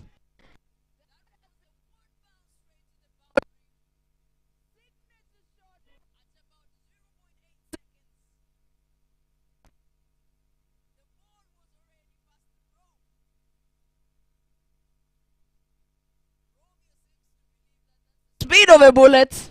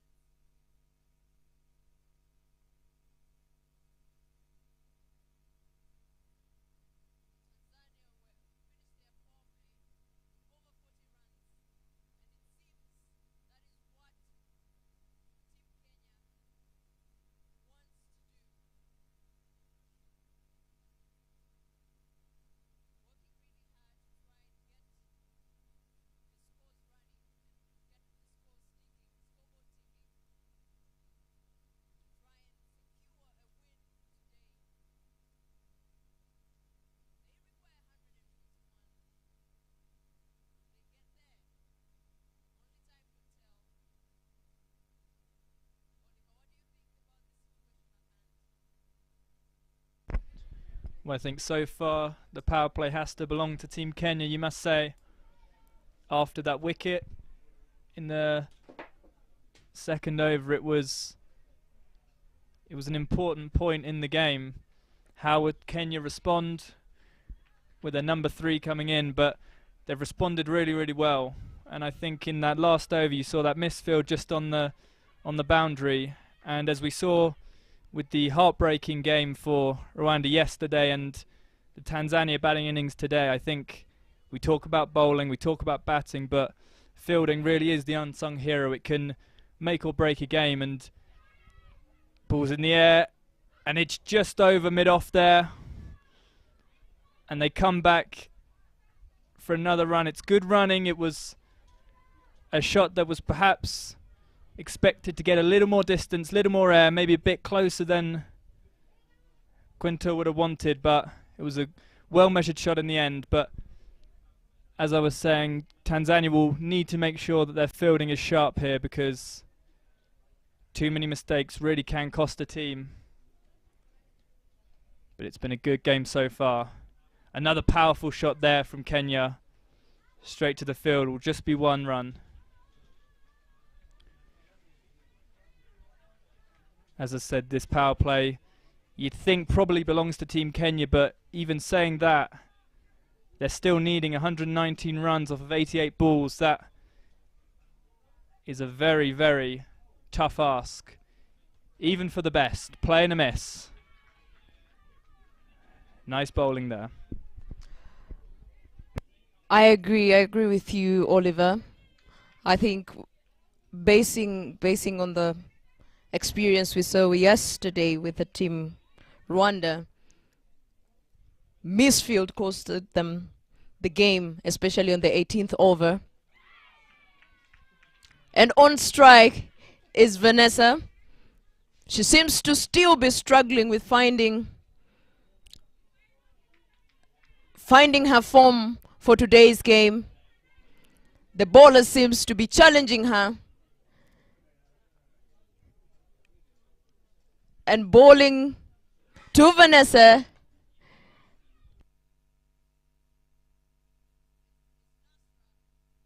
Go for a second run.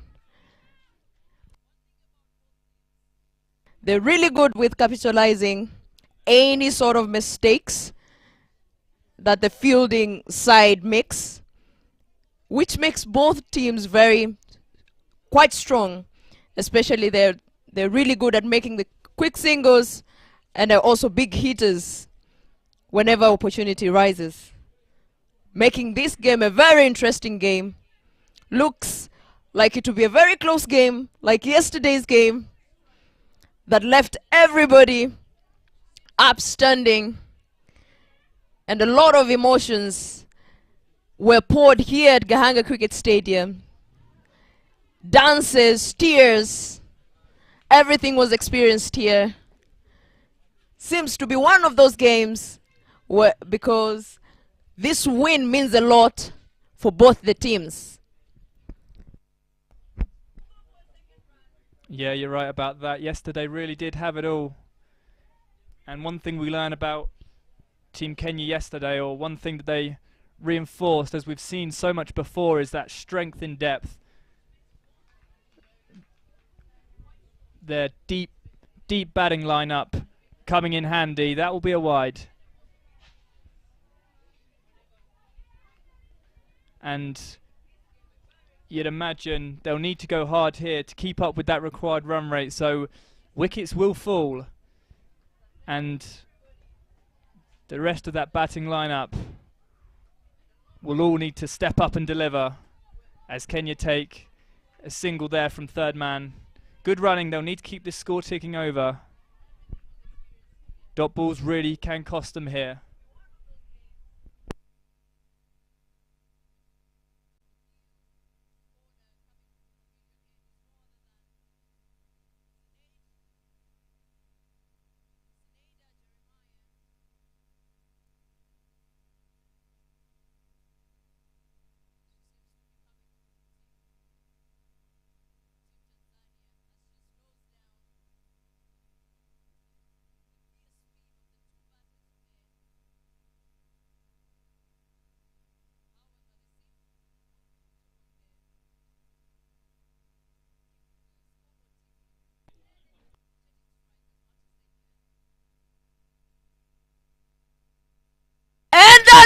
maximum. It goes all the. That is. I say again, once Kwibuka creates a room for it, either goes off the pitch as quick or goes for a maximum. Signature shot for Quinta. Well, that's a good shot there. And another one. Seems that they're going to try to get 2 runs. Comfortably done.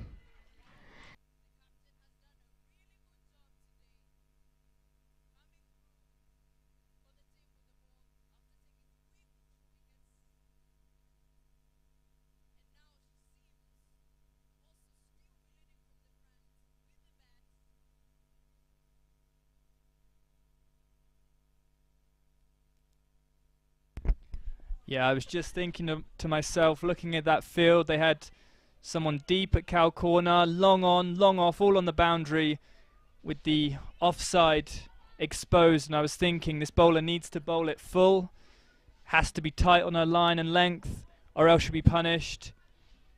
She was tight on her line and length, and it still went for the maximum. That shows some class from Quinta. She doesn't need a bad ball to hit a maximum. Great use of the feet there. And a new bowler now. Agnes Quell coming on at the banana plantation end. By the looks of that run up, bringing some pace into the attack.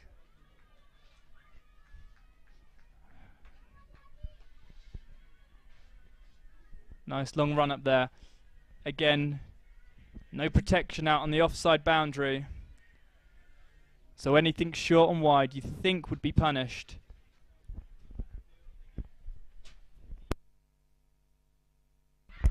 And that's a good start. They go up and it's gone. The umpire showed no hesitation there. Finger went up straight away, and that's the end of the captain's innings.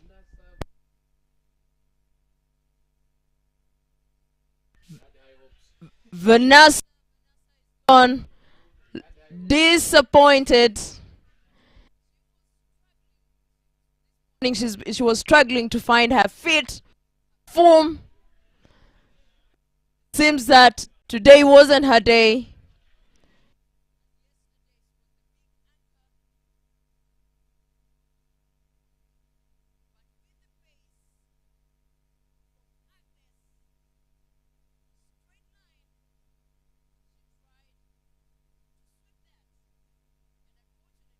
Middle overs here of the Kenyan innings.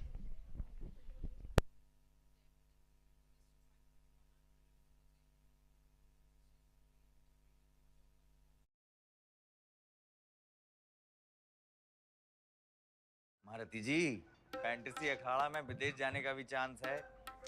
अब सुनो, हम आपको जाने देंगे। इतना सिखा दीजिए कि हम फौरन कैसे जाएंगे। फैंटेसी स्पोर्ट्स का असली अखाड़ा। इस गेम में वित्तीय जोखिम के तत्व हैं और इसकी लत लग सकती है। कृपया जिम्मेदारी से और अपने जोखिम पर खेलें।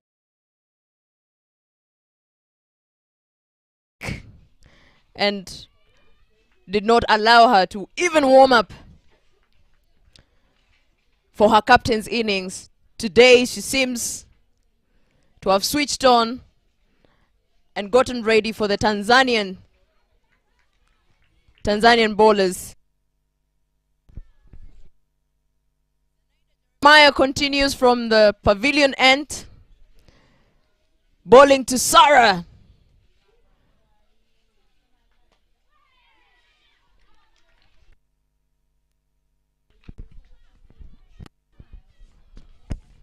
And as we know from the long Kenyan batting order, there's power deep into that batting. As a big shot is pulled there to cow corner, but it'll just be one. Good field placing from Tanzania there. But as we know, the Kenyan batting order, big hitters down the order. But if one thing we know about big hitters is they may lack that little bit of reliability. So if the captain can stay in, bring those reliable runs, it'll be gold dust.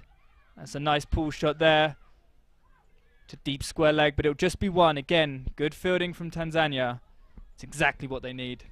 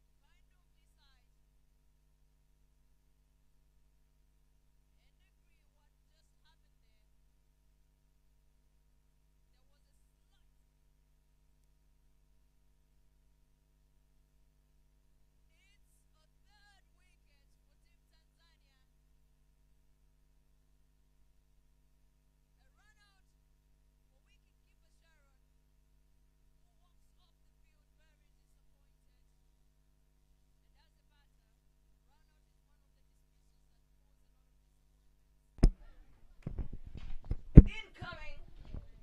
It is Kenya's Bakita. Sarah Bakita. To replace Sarah. We've not seen much of Sarah in this tournament. Romeo? We've not seen much of Sarah's fierce batting strength through this tournament. Might this be the beginning of her opening up and her form and to try and anchor Kenya and help them get the 96 that are required in the next 11 overs. Yeah, Mary, you're right. You haven't seen much from her with the bat in this league, but we all know she's good with that bat. And I strongly believe form might be temporary, but class is permanent. So let's see what she got. Her first ball to face. And she gets off the mark on her first ball.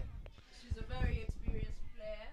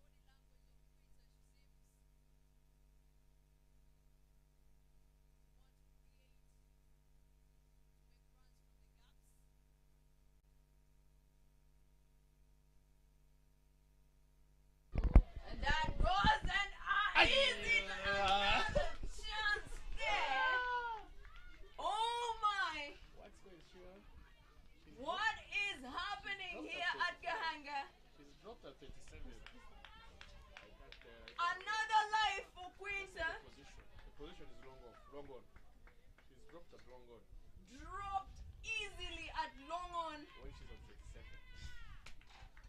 Another life for her at 37. And as we saw in the first innings, you drop narrowly a fierce batter and she smacks you off for a very huge score. That will she capitalize this moment that she's being given another chance to help Kenya keep the score ticking on the scoreboard. As we speak, is Kenya has 60 and requires 94 runs. The game is still on.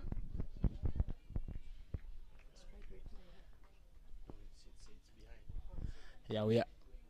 Wow, that's a big shot between long on and long off. Oh no, it passes. A piece of misfield there.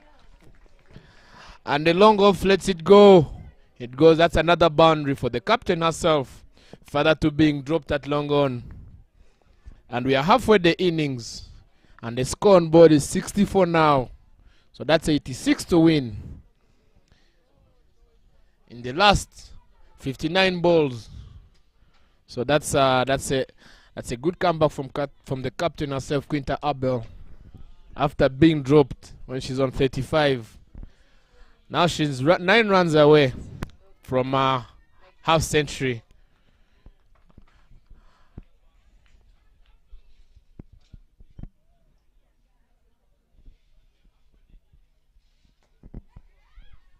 She tries to drive it, but the shot extra cover.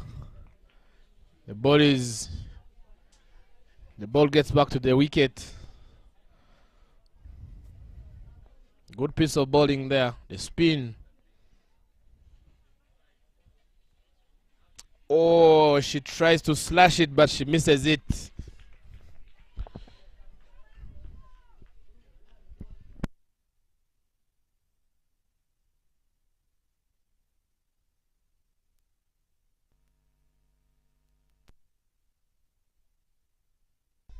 And she gets that one through. Between point and third man there, they'll come back for 2. Keeping that score ticking. And just how costly will those 2 errors in the last over in the field from Tanzania be? Missing 2 great opportunities to get not just any wicket, but the wicket of Captain Quinta, who's doing so well at the moment. Moves on to 43 runs. Make that 44.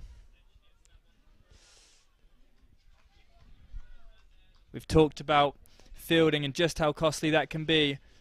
All that Tanzania can do now is put those mistakes behind them, focus on the next ball and the next ball, and just make sure it doesn't happen again.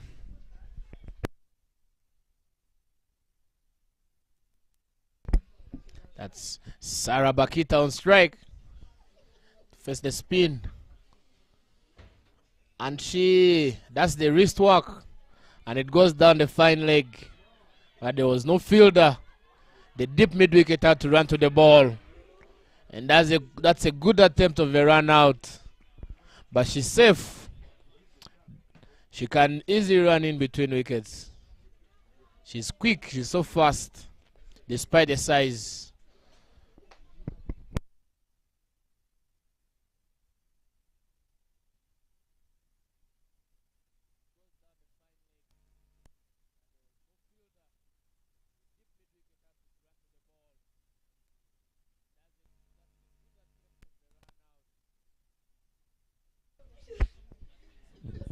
And the end of the over there.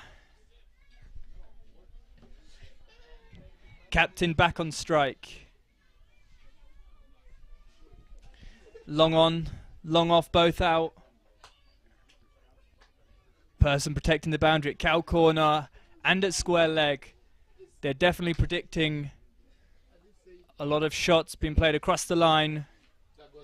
And that's 4. I think it'll be 4 wides, leg buys, correction. 4 leg byes there.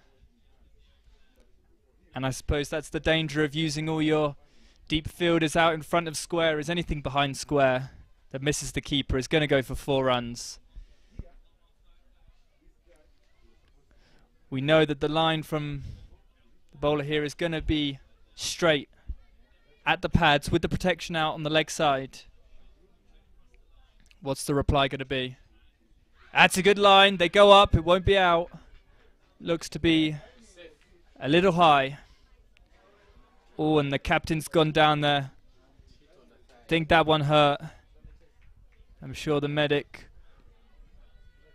will be on the field. Perhaps not. The captain's up. Showing great strength there.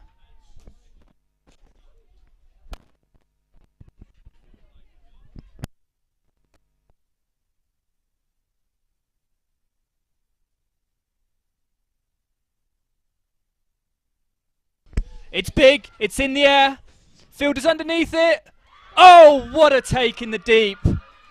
That is absolutely incredible at cow corner there. We've criticised some of the fielding from Tanzania. I think that catch more than makes up for it. Cow corner was underneath it, but that took a lot of composure there, a lot of talent. What a huge wicket. The umpires are coming together there. They're not sure about something, but the Tanzania fielders are more than certain that that's out as they celebrate. And the finger goes up, the captain is walking. She goes out on 44 runs. Perhaps another metre or so, and that would have brought up the half century with a maximum. But the fielder within the ropes there. Incredible composure, diving catch. And that is exactly what they need. After missing a relatively simple catch, simple run-out chance, they go and take the toughest chance of the lot. New batter coming in, Esther Wachira.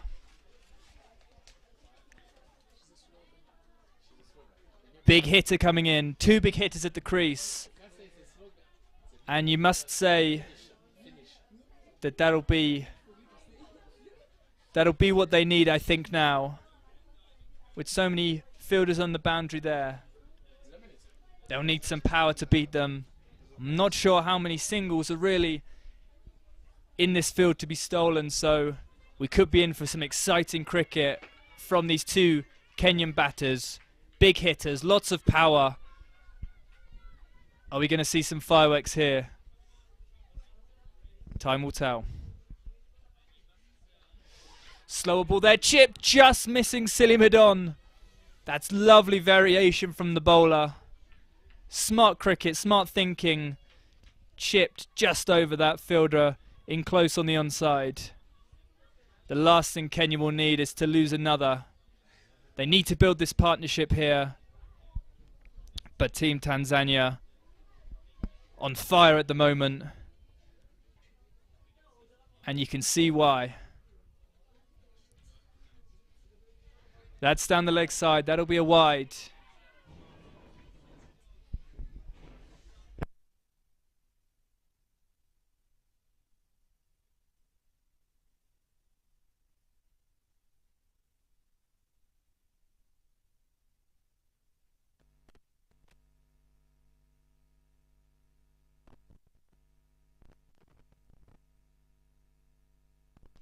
It's chipped by Esther Wachira just over that same fielder there. You must commend this field placing from Tanzania. Perhaps a slightly unusual fielding position there at kind of short mid-on, perhaps silly mid-on, but she's been well in the action there, so they've got a game plan. And it really is almost coming off. Nicely. Will they make a 2? Oh yes, that was an easy one. Good shot there from Mary Mwangi to try and display some her batting skills.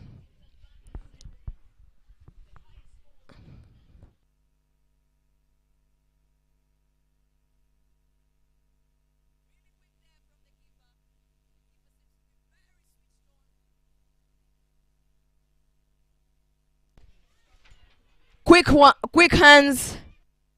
Oliver, one thing we've witnessed throughout the tournament there is the keeping skills from all keepers all around from all the teams. We've seen them do a lot of magic with their hands, very quick and very switched on. Is it something that you've observed as well? Yeah, definitely. It's a incredibly tough position to play. Have to be on full concentration every ball, and the value of a good keeper really can be the difference for a team. Tanzania certainly benefiting here. It's a short ball and it's been bowled. That really was not a wicket taking ball, but here we have a Kenyan batter walking off, bat under the arm. Washira is gone and she'll be disappointed with that. A freebie in many ways, but it got the wicket.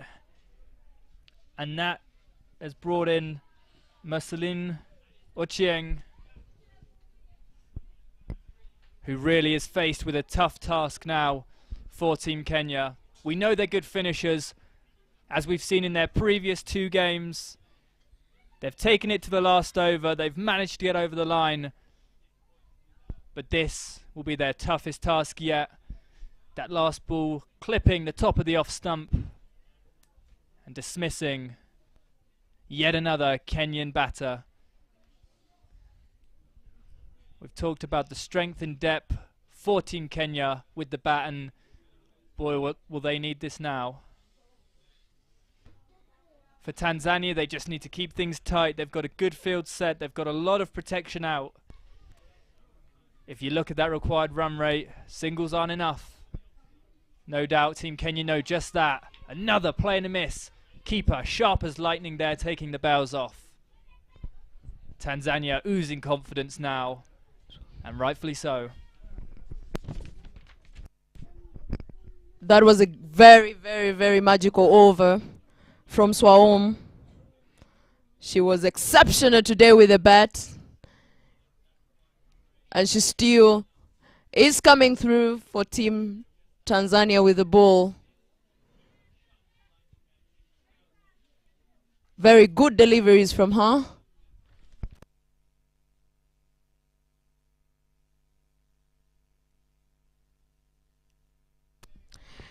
And the new bowler coming from the pavilion end is Tabu Saidi. Things seems to have slowed down a little bit on the pitch. The pressure seems to have reduced, especially from the Tanzanian team.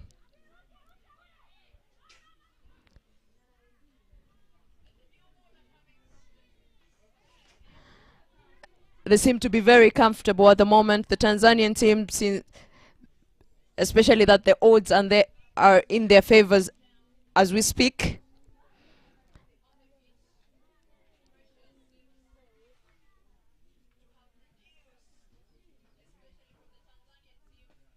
With the loss of 6 wickets, the scoreboard seems to have slowed down on the Kenyan side, struggling to keep the scores ticking, and this might be very dangerous for Team Kenya. Oliver, as you can see the situation at hand, do you think at this pace Kenya will be able to have a comeback and actually get to the finishing line?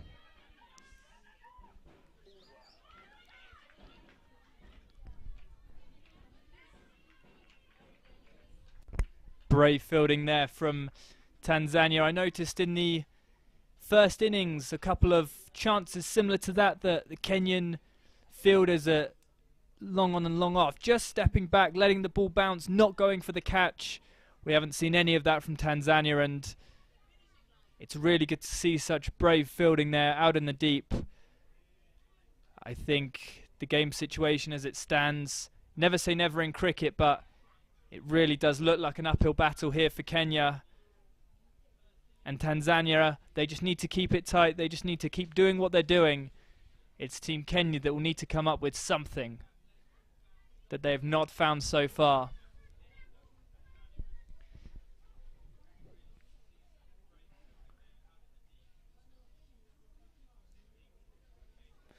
The bowling here really taking the pace off, which is smart cricket, as they know that Kenya will need to find all the power themselves to try and beat these fielders that are scattered all around the boundary for Tanzania. And it really does look like the chances for Team Kenya are dwindling every ball. But never say never. If anyone can do it, Team Kenya are just that team. Absolutely, Oliver. Very beautiful. मारती जी, fantasy अखाड़ा में विदेश जाने का विचार लत लग सकती है। कृपया जिम्मेदारी से और अपने जोखिम पर खेलें।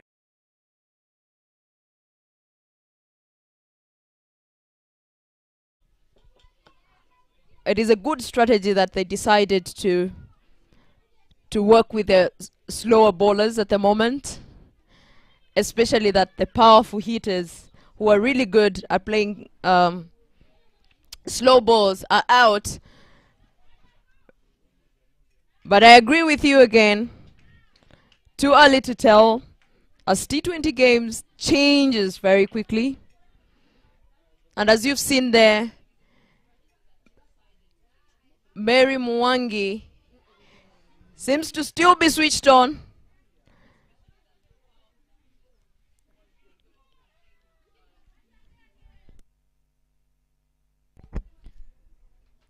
And complacency can be the real killer in cricket. And with a team cruising like Tanzania are right now, it can be hard to stay so switched on.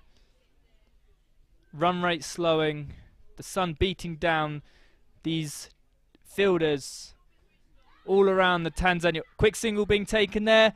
Oh, very smart cricket from the Tanzania wicketkeeper, just flicking that ball behind her, going for the stumps. But a successful quick single there for Kenya. Linda Masawe, Tanzania wicketkeeper, with some innovative stuff. That's a double bouncer there. The no ball sign goes up from the square leg umpire.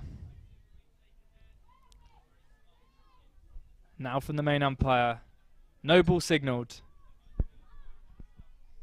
But yet again, oh, it's a free hit. This is what T20 cricket's all about. Big swing expected here from the batter on strike. She comes down, uses the feet. What a shot. And it's beaten the fielder at long on there. Gone for 4. And you must question, why have we seen that on a free hit? Because that's going to need to be the situation every ball here. Boundaries are needed for Kenya. But that's a really good sign. Great use of the feet. Good power shown. Precision as well. Very good shot there from Marceline.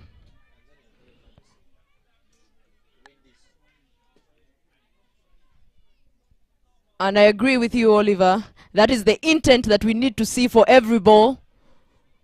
Because at this point, Kenya does not seem to have a chance with going for ones. A lot more intent is required, and especially after that free hit, it is evident that Marceline is capable of doing so. And from the previous ball, we saw that Mary went for it, that went to the cow corner. Very hot shot. So I think the plan should be to show some intent into getting there, rather than trying to keep playing safe when the journey still looks quite long at this point, especially for Team Kenya. Yeah, that boundary in the last over sees them bring up triple figures, moving on to 102, and it's been bowled. And wickets continue to tumble here at Gahanga Stadium as Tanzania delighted with taking the wicket of Masaline.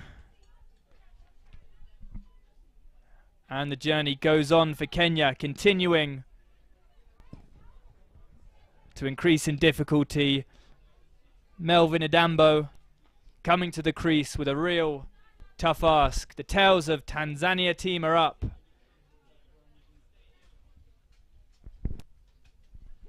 A lot of excitement, a lot of dancing coming from the Tanzanian camp as now they start to smell the victory as the odds keep piling up to their favor, especially on this game.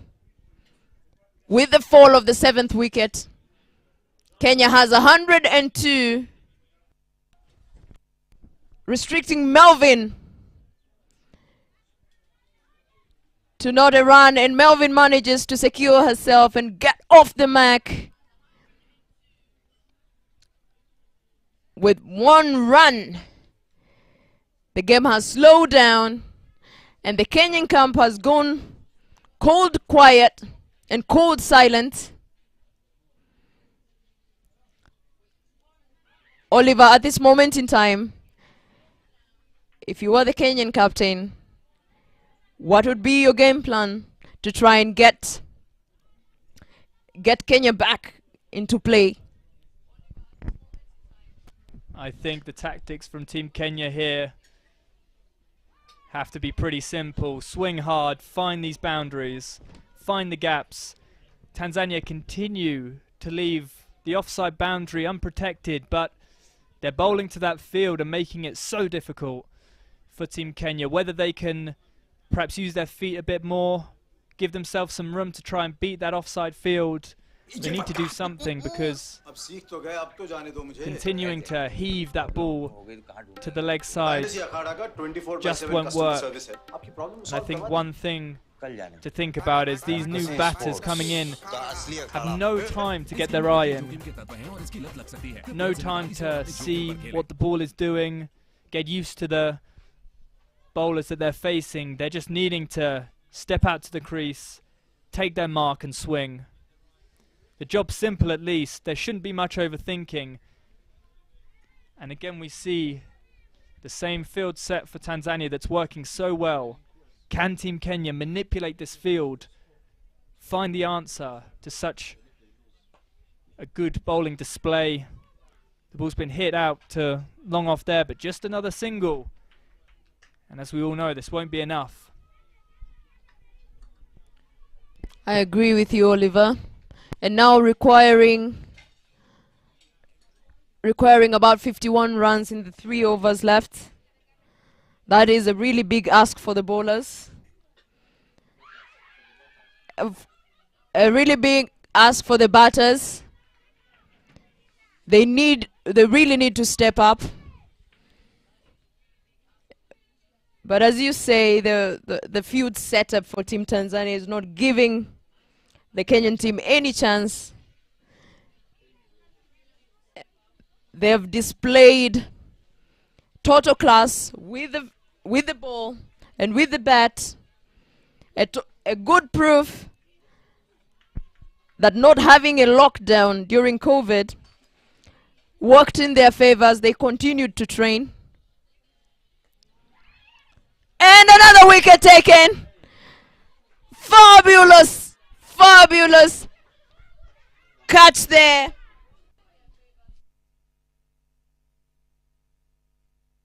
A fabulous catch taken by Sufar Mohammed.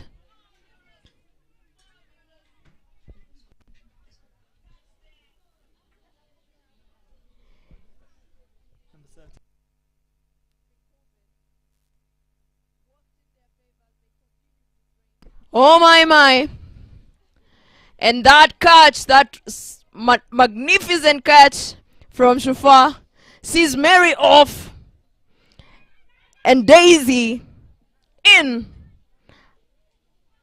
to replace Mary on strike. Great cricket, great talent, great intent. And one thing I've liked about the Tanzanian team is that they've kept it constant. Consistency has been throughout since the first ball, tightened up everything, which worked very much to their favor. This is incredible cricket.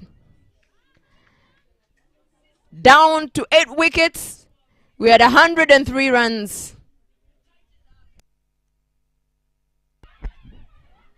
Quick single taken there. Throw goes to the bowler's end. That'll be an overthrow as Kenya alert to that. Come back for the second. And I think as Team Tanzania will look at that scoreboard, look at just how tough the required run rate is for Team Kenya. It can be so easy to switch off in the field, get complacent, but we're seeing none of that at all. Ironically, despite Mary losing her wicket, I think that was the intent that had maybe been missing from the Kenyan batters. Moving, giving themselves some space, trying to open that offside that remains unprotected because it wasn't working for them. But Mary just hitting that ball in the air behind square and losing the wicket to a terrific catch there. And I think now the batters here for Team Kenya, deep in the order, won't have much pressure on them. They can go out, try and have some fun, swing the bat like they've done just there. However, yet again, as the story of the second innings has been, it's only come to a single thanks to some good fielding in the deep there from Team Tanzania. Moving into the last 2 overs here. And it really is looking like the hopes of Kenya are dissolving ball by ball.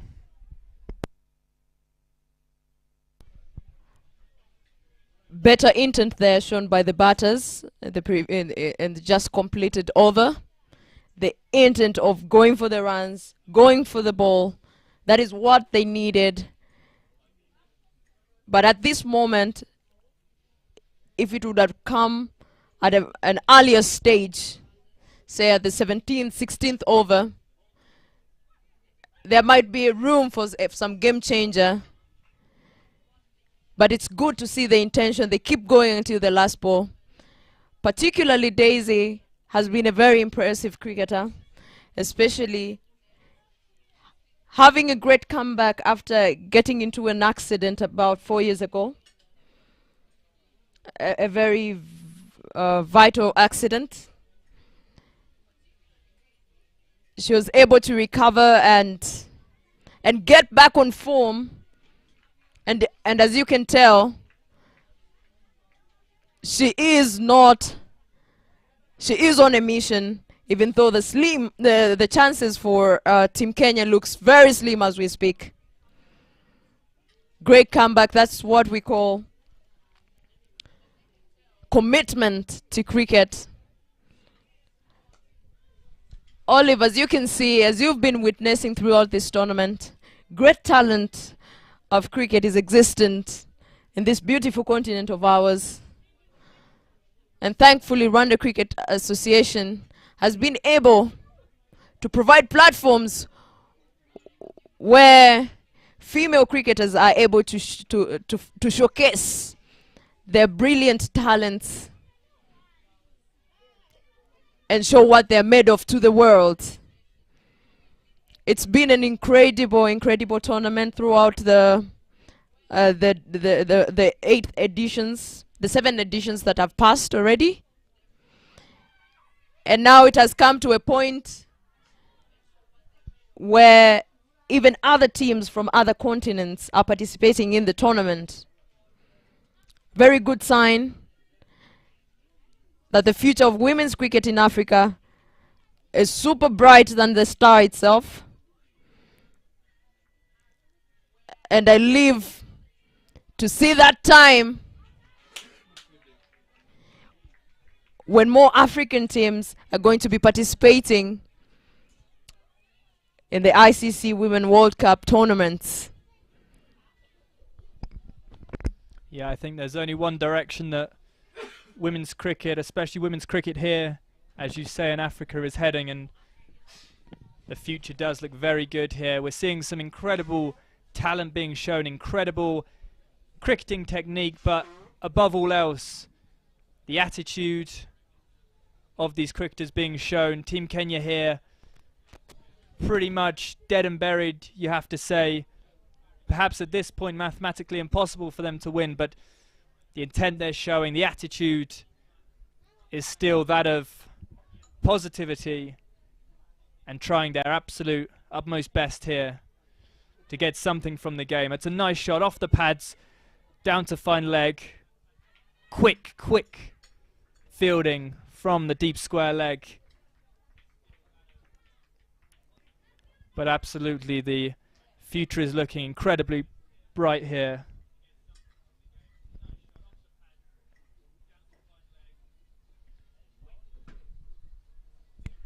These cricketers doing their nations absolutely proud here as we near the end of this first fixture today. Quick single being taken. A rare misfield. Rare for the second half of this Tanzania bowling innings. But it won't cost them here.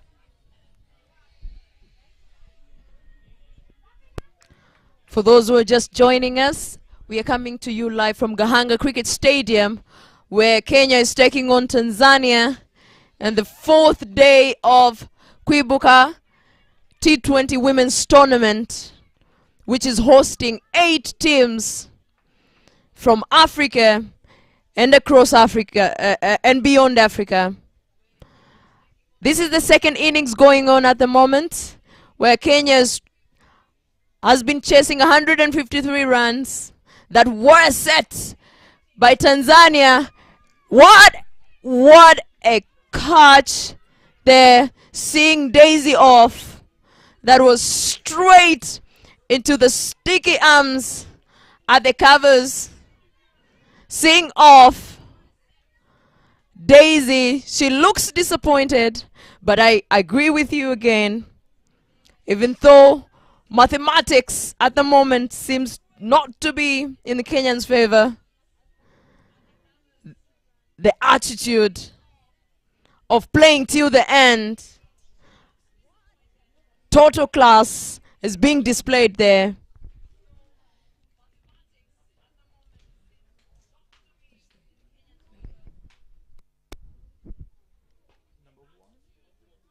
And at the moment, on the crease is going to be Melvin and Lavender to try and push the last over.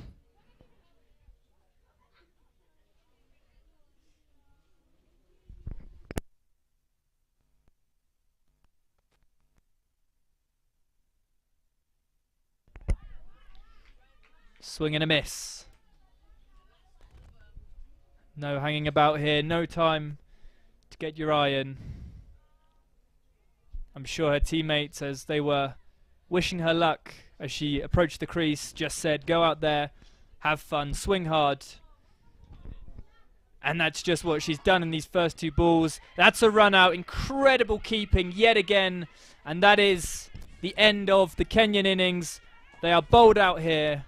And that is a very, very well-deserved victory here from Tanzania. Incredible bowling display, brilliant fielding. A very well-deserved victory. I agree with you. There's been total class from the Tanzanian team with the ball, with the bats, on the field, all round. It's a well-deserved win. They showed really professionalism throughout their innings.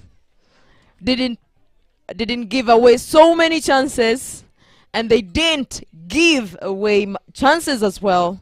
That is what you need in cricket to win.